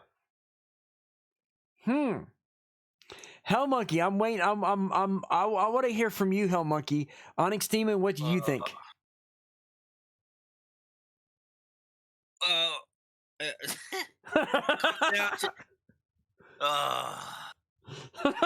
Okay, these guys have clearly hundreds of videos. Why is your camera so shit? Right? For two. Yeah, see, I think I think Tabitha caught it. I think Snoop Dogg. Hell Monkey said, I think Snoop Dogg lives there. It's the ghost of Tupac. It's Tupac's ghost puffing out that ethereal ganja. But no, it looks a lot like, I want to back it up, but it looks a lot like video editing, dude. But not this one. It is. In fact, this is one video where you genuinely cannot miss what Something you're moved that supposed to be fast would have a looking lot at. of energy. Watch this. See, because right here, like when it comes out, it gets darker the more it comes out. Okay, like literally, I think I think what this is they got one of those. Here, let me show you guys. Hang on. I'm gonna show you some of my video secrets, guys. Hang on.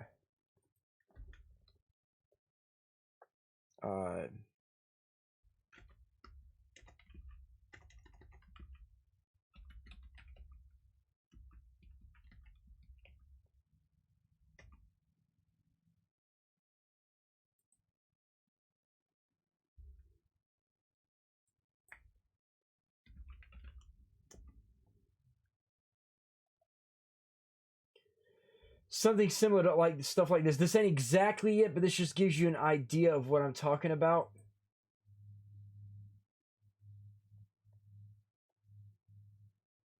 Come on, there we go. Here we go.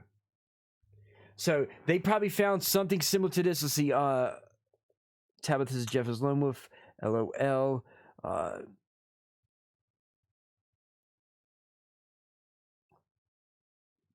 But yeah, so see with these overlays here, they probably found one where it jetted out, and then this right here is what they would use as what's called an alpha, and you would overlay it, and when you do the proper blending, it inverts the color and creates it to look like it's being jutted out of a certain area.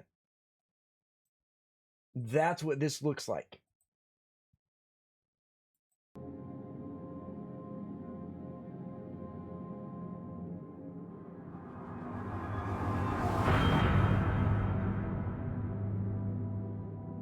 I have honestly never seen anything like this on any sort of paranormal video, and it's quite baffling as to what exactly happened. Surely the uploader has no idea as well, seeing as how he uploaded it online for all to see. It's just a shame that the video only has a little over 5,200 views.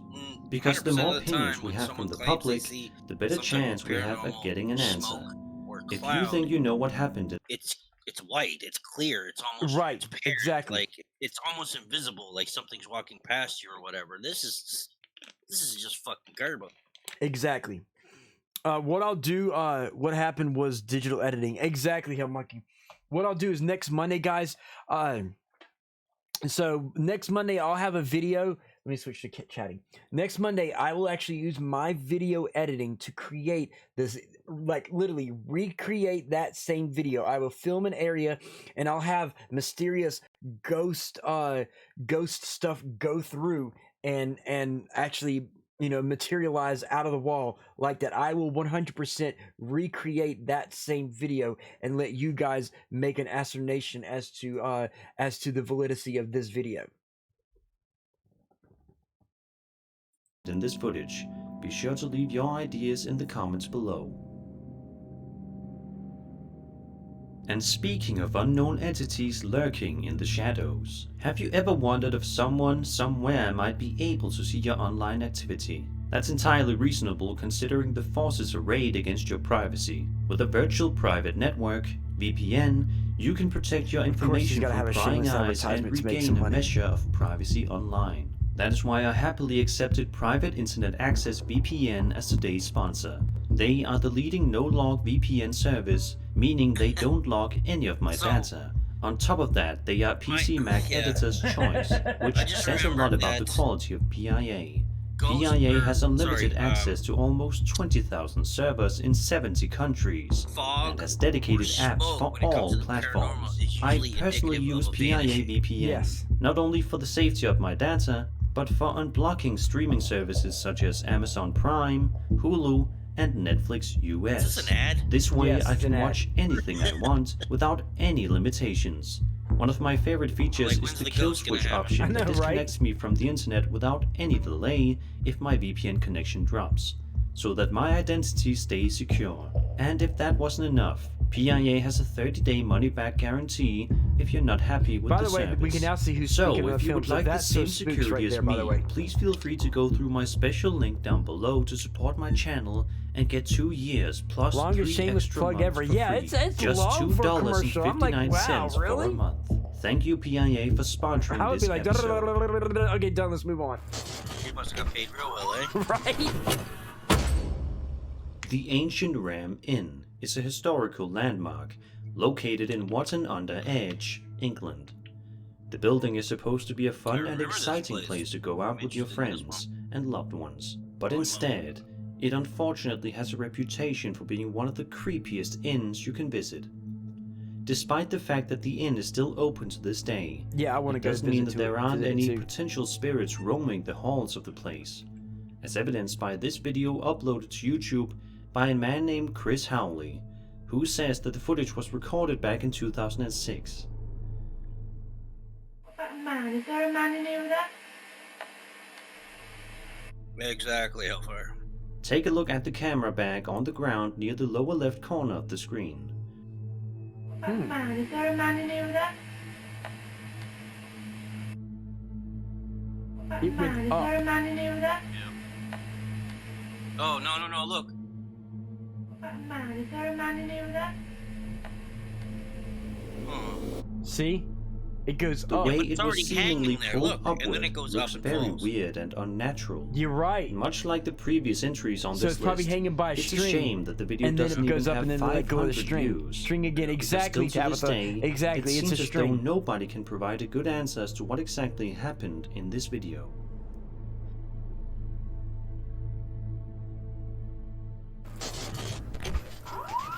Hold on, real quick. Hang on one second. Just chilling like 4 inches above the bag. Right now, real quick, Cellcat Ghost Adventurers. I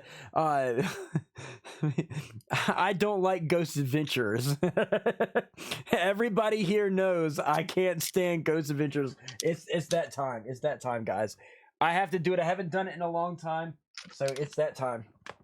Okay. What was that? What was that? What was that? Did you feel that? Did you hear that? What was that? What was that? So yeah, I know. Simply adding some detail. I know you were. Yeah, it's just I have a lot of new people here, Cellcat. So I figured it's ample time for me to let new people know that I don't like Zach Bagans and the Ghost Adventurers, and me, Hellfire, and Onyx Demon. And a lot of my people can't stand him, and we will bust his ass real hard. So yeah, let's get back to the movies. The thing about this baby. place is, it is historically haunted. Yeah, it is. It is. But when it comes to that, people know it's haunted, so they're expecting to see things there. Yeah, exactly. So viewers are going to watch anything if they've done any research or even watched Paranormal Adventures and want to know more about this. They might Google it, see this. That's how the internet works, right? You Google something, you YouTube something. Right. And people think, oh, hey, wait a minute, this place is haunted. So if I go there and I fake it and film it just because I filmed it here, people get the views. Right, people are gonna think, oh, it's legit because you were at the same place. So it has to be. So going to the place makes validity to the video to get so once you're like, oh, I caught ghosts, I catch ghosts all the time. Look at this video here. It's at such and such a place. So it has to be real. So all my other videos have to be real. Oh, sir, put the glasses back on and say, did you guys see that? I feel like my head sent directly up my ass. I'm tempted to do it. I felt like my head went directly up my ass. Right? Did you feel that? Did you see that? It should be like, that would be when you go in, did you smell that? I smelled that. Did you smell that? My head was up my ass. Crib is supposed to be a safe and comfortable place for your newborn child to sleep in, but for whatever reason, it seems as though baby cribs are often targeted by the paranormal, and it looks as though this exact thing happened to a man named Blake Reed. Okay, hold on, I gotta go back, guys. One, it's a baby crib. And crib is supposed to be a safe and comfortable place for your newborn child to sleep in, but for whatever reason, it seems as though baby cribs are often targeted by the paranormal, and it looks Look at the dude. Look at this dude. This is the guy that caught the video. Look at this. Look at the dude. this dude looks like he has he's been drinking too much coffee and hasn't been to bed for a fucking month. Okay, or he's like This guy clearly works a minimum wage job and needs to fake something to get some money. That or he snorted a few lines before the picture.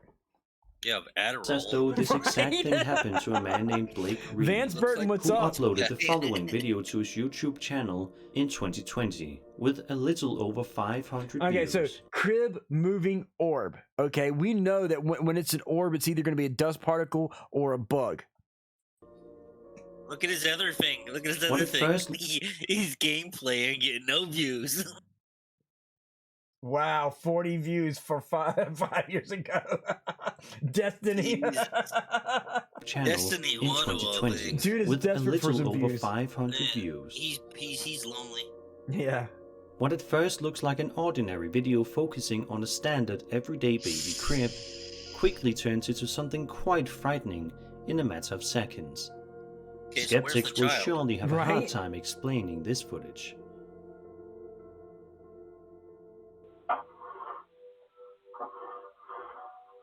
Okay, first of all, it's moving on one fucking leg like chairs. So what's that indicative of, Demon? String theory. String theory, right?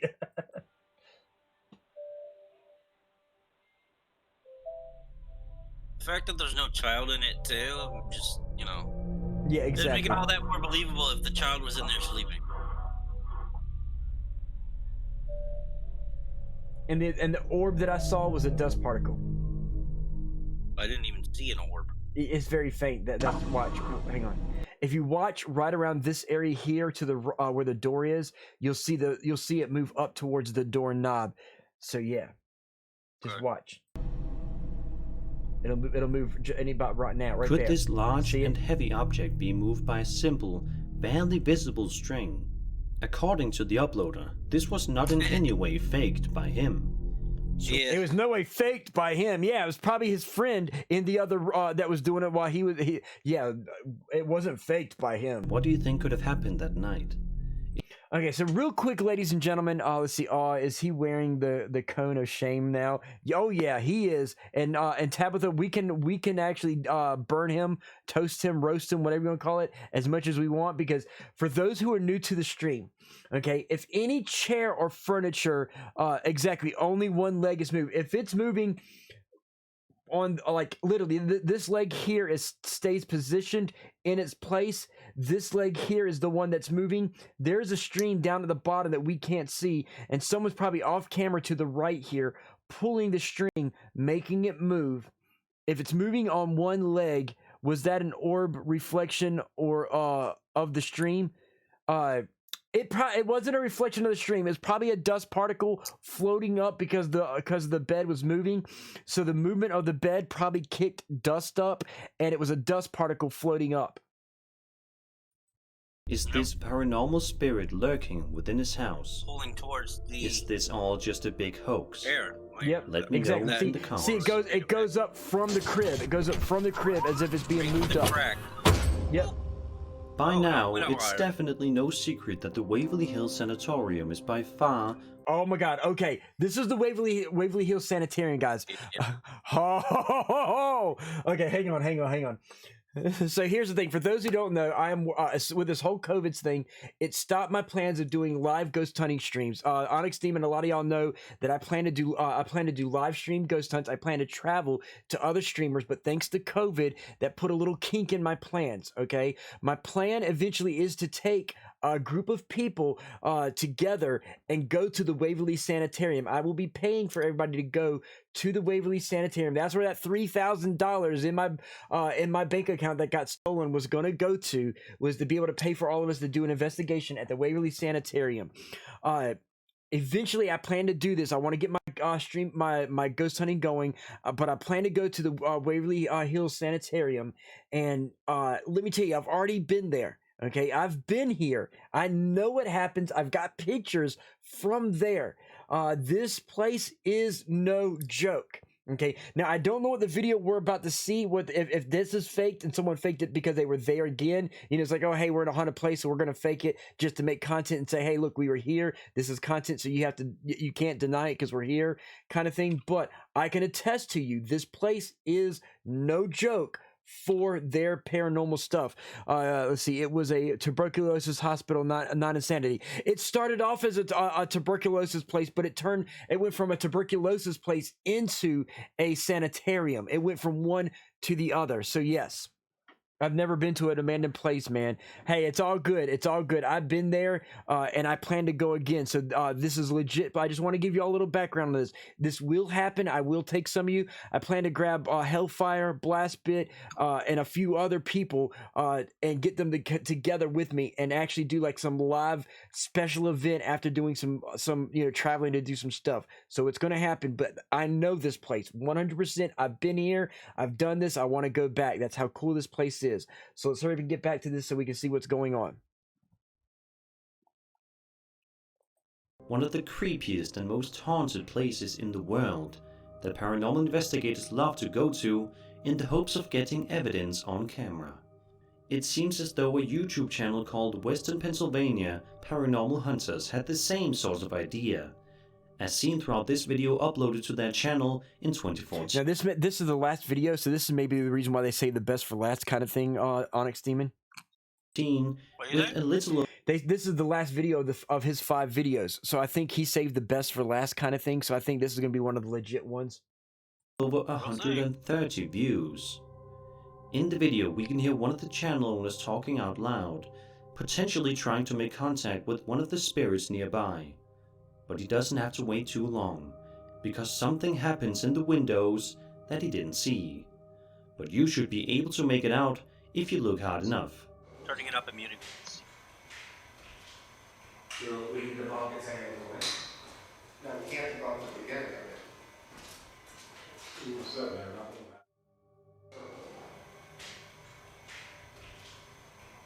can debunk its angle. It's just a shadow of someone walking by the window. No. Okay, so the room that they're in, this is okay. So, real quick, let me give you all a little breakdown. This is legit, guys. This is legit. So one of the things of the Waverly Sanitarium is that you see they're using IR. Yes, they're using infrared. They are using infrared. So one of the things, because you actually here's the thing. One of the things with this. It's very horrible, exactly. But one of the things of Waverly Sanitarium are shadow people, okay? And the area that they're in is one of the 3 areas where shadow people are reported, okay? That was a shadow mass that had a form, okay? It blocks the light, it cuts the light out. You see it as it walks by. It moves too fluid across to be someone walking. If someone walks, they have a little bit of a bob. They don't just glide across. So that whatever that was, it moved smoothly across with no bobbing up and down. The only way for a human to do that is if they were kneeling on a skateboard and were pulled across without that bobbing motion a person gets when they're walking, because you got to take your strides with each step. You get a little bit of a bounce up and down. There is no bounce up and down on it. It's straight across. So I'm gonna go back. Do we know if any of the doctors used a cane to walk? See, I don't know. We don't. There's no notice of that. Yeah, you can hear a cane clinking. I'm getting ready to rewind it back so we can watch it. So. I mean, it could have been a tuberculosis patient. It could have been because they would have been in a wheelchair at that point, right? No, because some of them walked around and had the little IV bags that they carried with them. Okay. If you listen, you can hear like a cane tapping the ground. Right, and then Shepard said you would hear the skateboard wheels as well. So there's no skateboard wheels as well. So good call out, Shepard. Good call out. Using crystal meth increases the chance of seeing shadow people. Okay, here we go, guys. We can debunk its angle. No, we can't debunk the beginning of it. Cane? I hear the cane. 2 large strides, cane taps. You see how it moves straight, fluid across, and it doesn't. The channel owners say. So here's the thing, okay? For it to be a shadow, let me point this out to you. Hang on, let me rewind it to the good enough point. Well, I had to Google because I wasn't sure what this place was. So I had to Google to see if it was the place where the doctor was illegally lobotomizing people, or Right. But I found out it's for tuberculosis patients Yes. in the early 90s. Exactly. And before that, it was a sanitarium. It was an actual insane asylum that became a tuberculosis place. Now, here's the thing: if this was a shadow coming from someone on the other side, on the left side of the camera over here, with the light source, you would see the shadow on this side of the wall as well, as because it would cast across the wall onto the wall and block the light out. Okay, but this is on the other side of the wall, and you would be able to see that it was a person with this light that's there. You'd be able to see it was a tangible corporeal person, but it's not a tangible corporeal person. This is a shadow mass. Watch. Okay. And watch the fluid motion. Yep. We can debunk its aliens. No, we can't debunk it together. See? Yeah. Here it goes again. We can debunk its aliens. Blocks the light out. No, we can't debunk it together. Steady movement, no bouncing. So Vance Burton said, so whatever moved, it was inside the building. Yes, it was inside the building. And Hell Monkey's like, shadow people are leeches. Exactly. The channel owners say that they are just as confused and creeped out as we all are, and are asking for any ideas as to what this strange... Well, see, I've been here. So yeah, I'm calling this one legit. I'm calling this one legit, just because I know the place and I've seen the shit. Apparition could possibly be. Is it a ghost roaming in the halls of the building? I know you can't. The chances of it being a ghost are quite high, seeing as how the Waverly Hills Sanatorium is notorious for being haunted by spirits.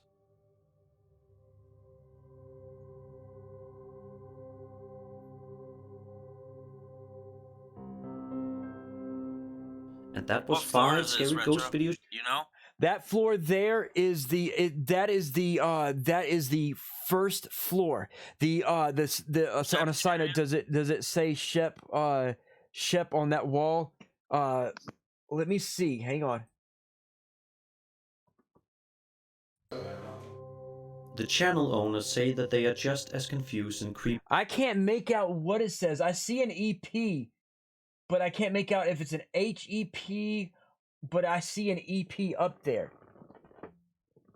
This is, wait, are those light reflections? It could be someone's reflection. And see how monkey, I was saying that. Here's the thing. Those are with that, for it to be a light reflection, you would see the shadow across this wall part here. It would cast a shadow on the wall.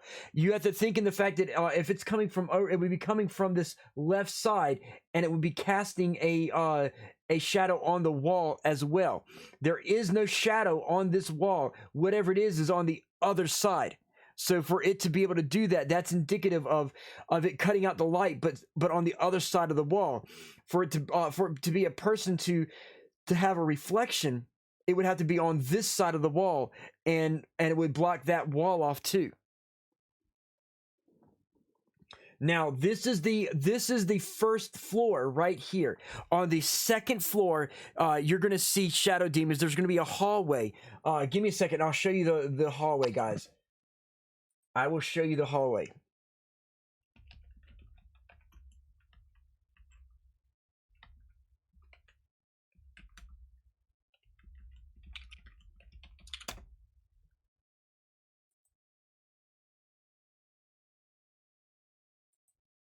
See, this right here is the second floor hallway right here. So this place is in a ton of movies. Yes. Okay. I just googled the outside of it. I've seen this in plenty of those low-budget haunting movies. A lot of people film here for movies because they want that legitimacy in there, because they never know when they're going to catch something, and they'd like to be able to actually catch something when they're making the movie. Be like, oh yeah, we filmed this in our movie. This is an actual haunting. You know, they're trying to get that experience. But this is the second floor here, and here you're going to see you'll see shadows walking back and forth, like bodies walking past all these little doorways, and there's nobody there. And since it's the second floor, there's no way for people to be able to walk past the windows outside, because they're on the second floor. There's no balcony. Because see, here's the This is the front. Let me show you this, guys.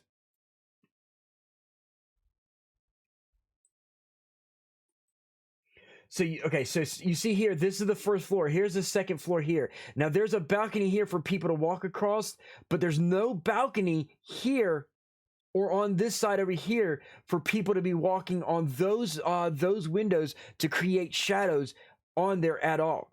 Okay? Every single floor has a paranormal activity. The third floor actually has a little kid that rolls a ball. Let me see if I can show you the ball floor.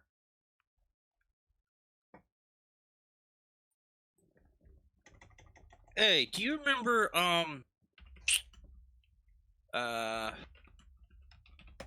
Nightmare on Elm Street 3 where she's in the psychiatric ward? Yes. Is that placed there? Yes. Because I'm looking at a picture and it looks like where the guy gets puppeted off the wall, off the roof. Yep. Hellfire dropped Truffle Shuffle. I'll do that in a moment, Hellfire. I will do that in a moment. I was trying to find the wall, but as you can see, there's kids. There were kids that were living in Waverly Sanitarium, and there's areas on the third floor where the kid that you can put a ball and the ghost will play with you. So yeah, $100 a head to stay the night there, Commander Shepard. Yes, I know. You're trying to find that wall where they're filming? No, I'm trying to find the wall where. Oh, here it is, right here. Here's what I was looking for, right here. This is the third floor. Damn it, it's a low quality version. Fuck. Let me see if I can. Oh, it's on Facebook. That's why. Fuckity fuck. Here we go. Hopefully this will do it. There we go. Because it's a larger image. So as you see here, guys, usually on the third floor is where they put a ball. And usually the ball will start rolling on command. It doesn't just freely flow. It only rolls on command. Anytime you tell the spirit to play with the ball, usually within seconds it plays with the ball. It won't move any other time except for when you tell it to do so. Let's see, $100 head to stay. I know you hate them, but Ghost Adventures caught a shadow figure in that hallway. Again, Ghost Adventures, if they caught a shadow figure in there, it's going to be staged. We've already debunked them greatly. I've shown videos where it's proven that they faked shit and hired actors to play the stuff. So yeah, I'll do another Ghost Adventures debunking where we bust them completely. Can I ask a ghost to do a math problem? Hey, you probably could. How can a spirit move an object on demand? Sounds like a demon to me. No. So here's the thing. You should do a Ghost Adventure special. I plan to, Tabitha. Here's the thing. As me and Onyx Demon told you, ghosts can manifest enough energy to... here, hang on. They can manage enough energy to do a poke, to do a light touch. Not a major touch to roll it really hard or really fast, just enough to barely move the ball. A light little touch, that's a light ball. So it doesn't take much energy to push the ball. Well, it comes down to energy too, in which this place is probably one of the most, as I'm reading, this place is one of the most famous haunted locations in America. Exactly. So they do tours of this place and everything. So these ghosts probably have some energy from all of the visitors as it is. Right? Exactly. The thing about them is they can store the energy.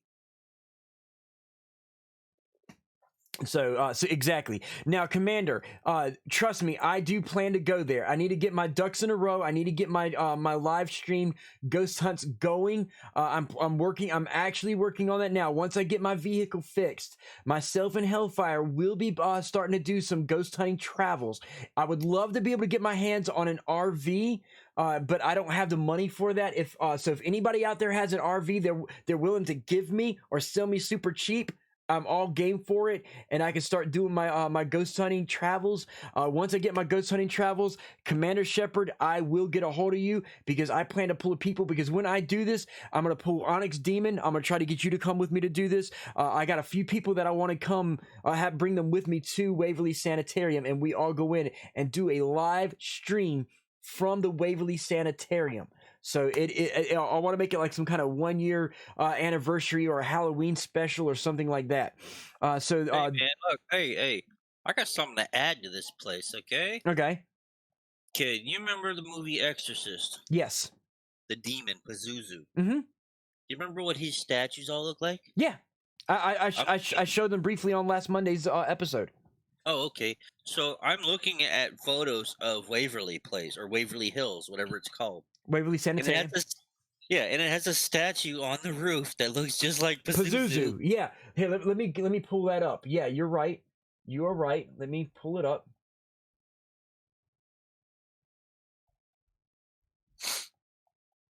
I'll get the front of the building so I can show you guys what he's Like, it talking looks about. so much so that I had to Google Pazuzu real quick.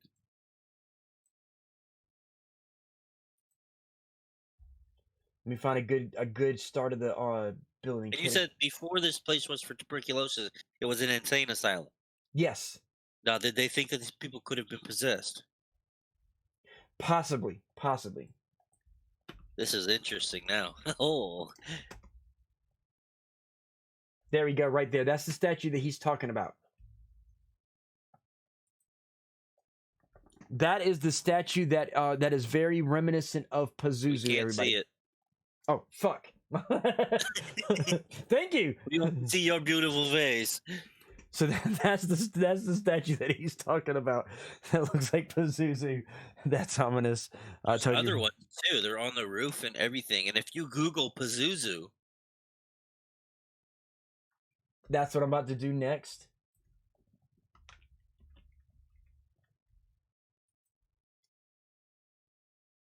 now look at this, guys. Yeah, there's the Pazuzu statue. See? Very, very, very. Let me do an opening up. Open that in a new tab. I'm gonna go back.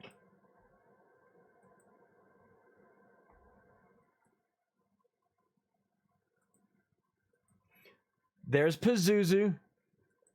And there's that. It's pretty much very, very. The only difference, of course, is Pazuzu has a penis. Big fucking penis. He is hung. But yeah, guys, there we go. So pretty much, and I'm glad you caught that. I completely forgot they had the statues until you said something. But yeah, so I do believe there is a connection to that, dude. Thank you.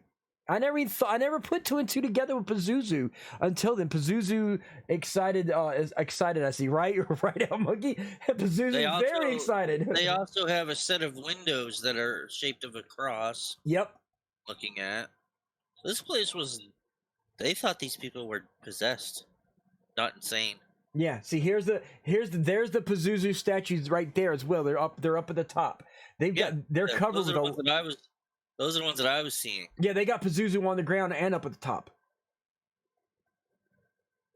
So they're surrounded by Pazuzu. Yeah, this place is. Now you see. Now you see why I want to go there. Yeah. Again. I want to take you guys with me. Okay,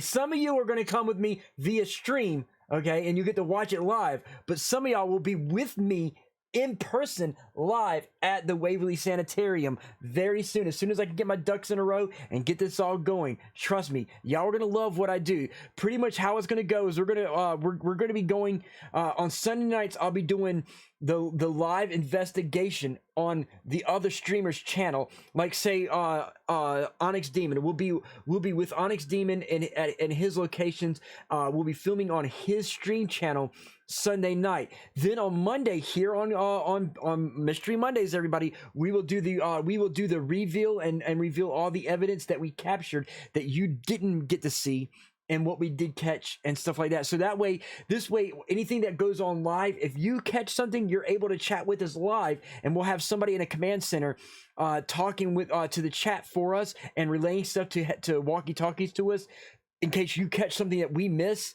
So that way, it'll be a whole interactive stream where you guys help us do the investigation, and then we do the review on my stream on Mondays. But I do want to do a major investigation. It's going to require 3 days because there's a lot of places to research in this place. It's huge. There's even a basement. Okay, there's a subterranean basement that I did not get to go there because I was there for 1 day, and there's so many places I didn't get to go everywhere. This time I want to go everywhere. Okay, So we will be doing this. We will do this, guys, for sure. Hang on one second. Okay, it is that time, guys. I just realized what time it is. I went 30 minutes past my normal time. It was that intense. Okay, guys, thank you all for being here. I'm about to raid somebody. Do me a favor, if you Hellfire. Oh shoot, Hellfire, lead the charge. Okay. Okay, real quick before we gotta go. No one go anywhere. Hellfire redeemed Truffle Shuffle, so I'm gonna do a Truffle Shuffle real quick. Bear with me. Let me take the headset off so I won't be able to hear you, Onyx. Now, I'm going to have to poke my belly out because, as y'all see, I'm not really fat. But, hang on. But belly's poked out. Okay.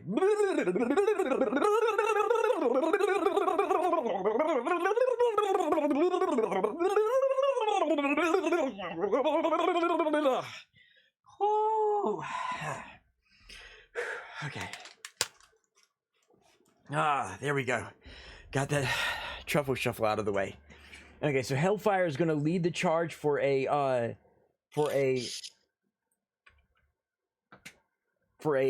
raid, guys. So we are going to raid who Hellfire says to raid. So let me go ahead and type that in.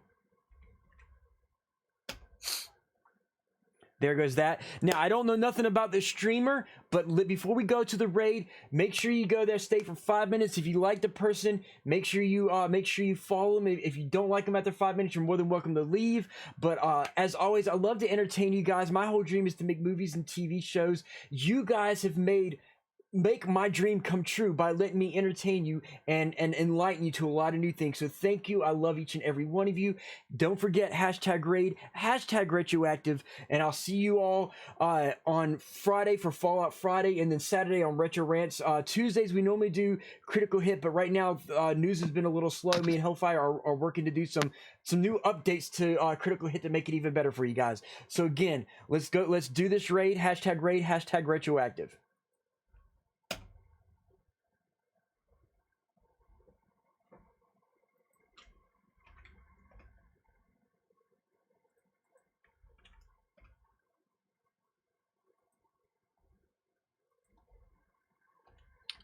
Raid, what the mother trucking?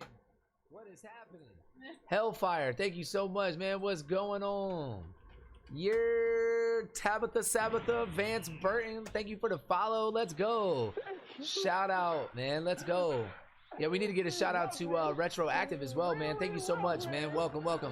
Thank you for the follow, Burton. Welcome to the Power Up, fam.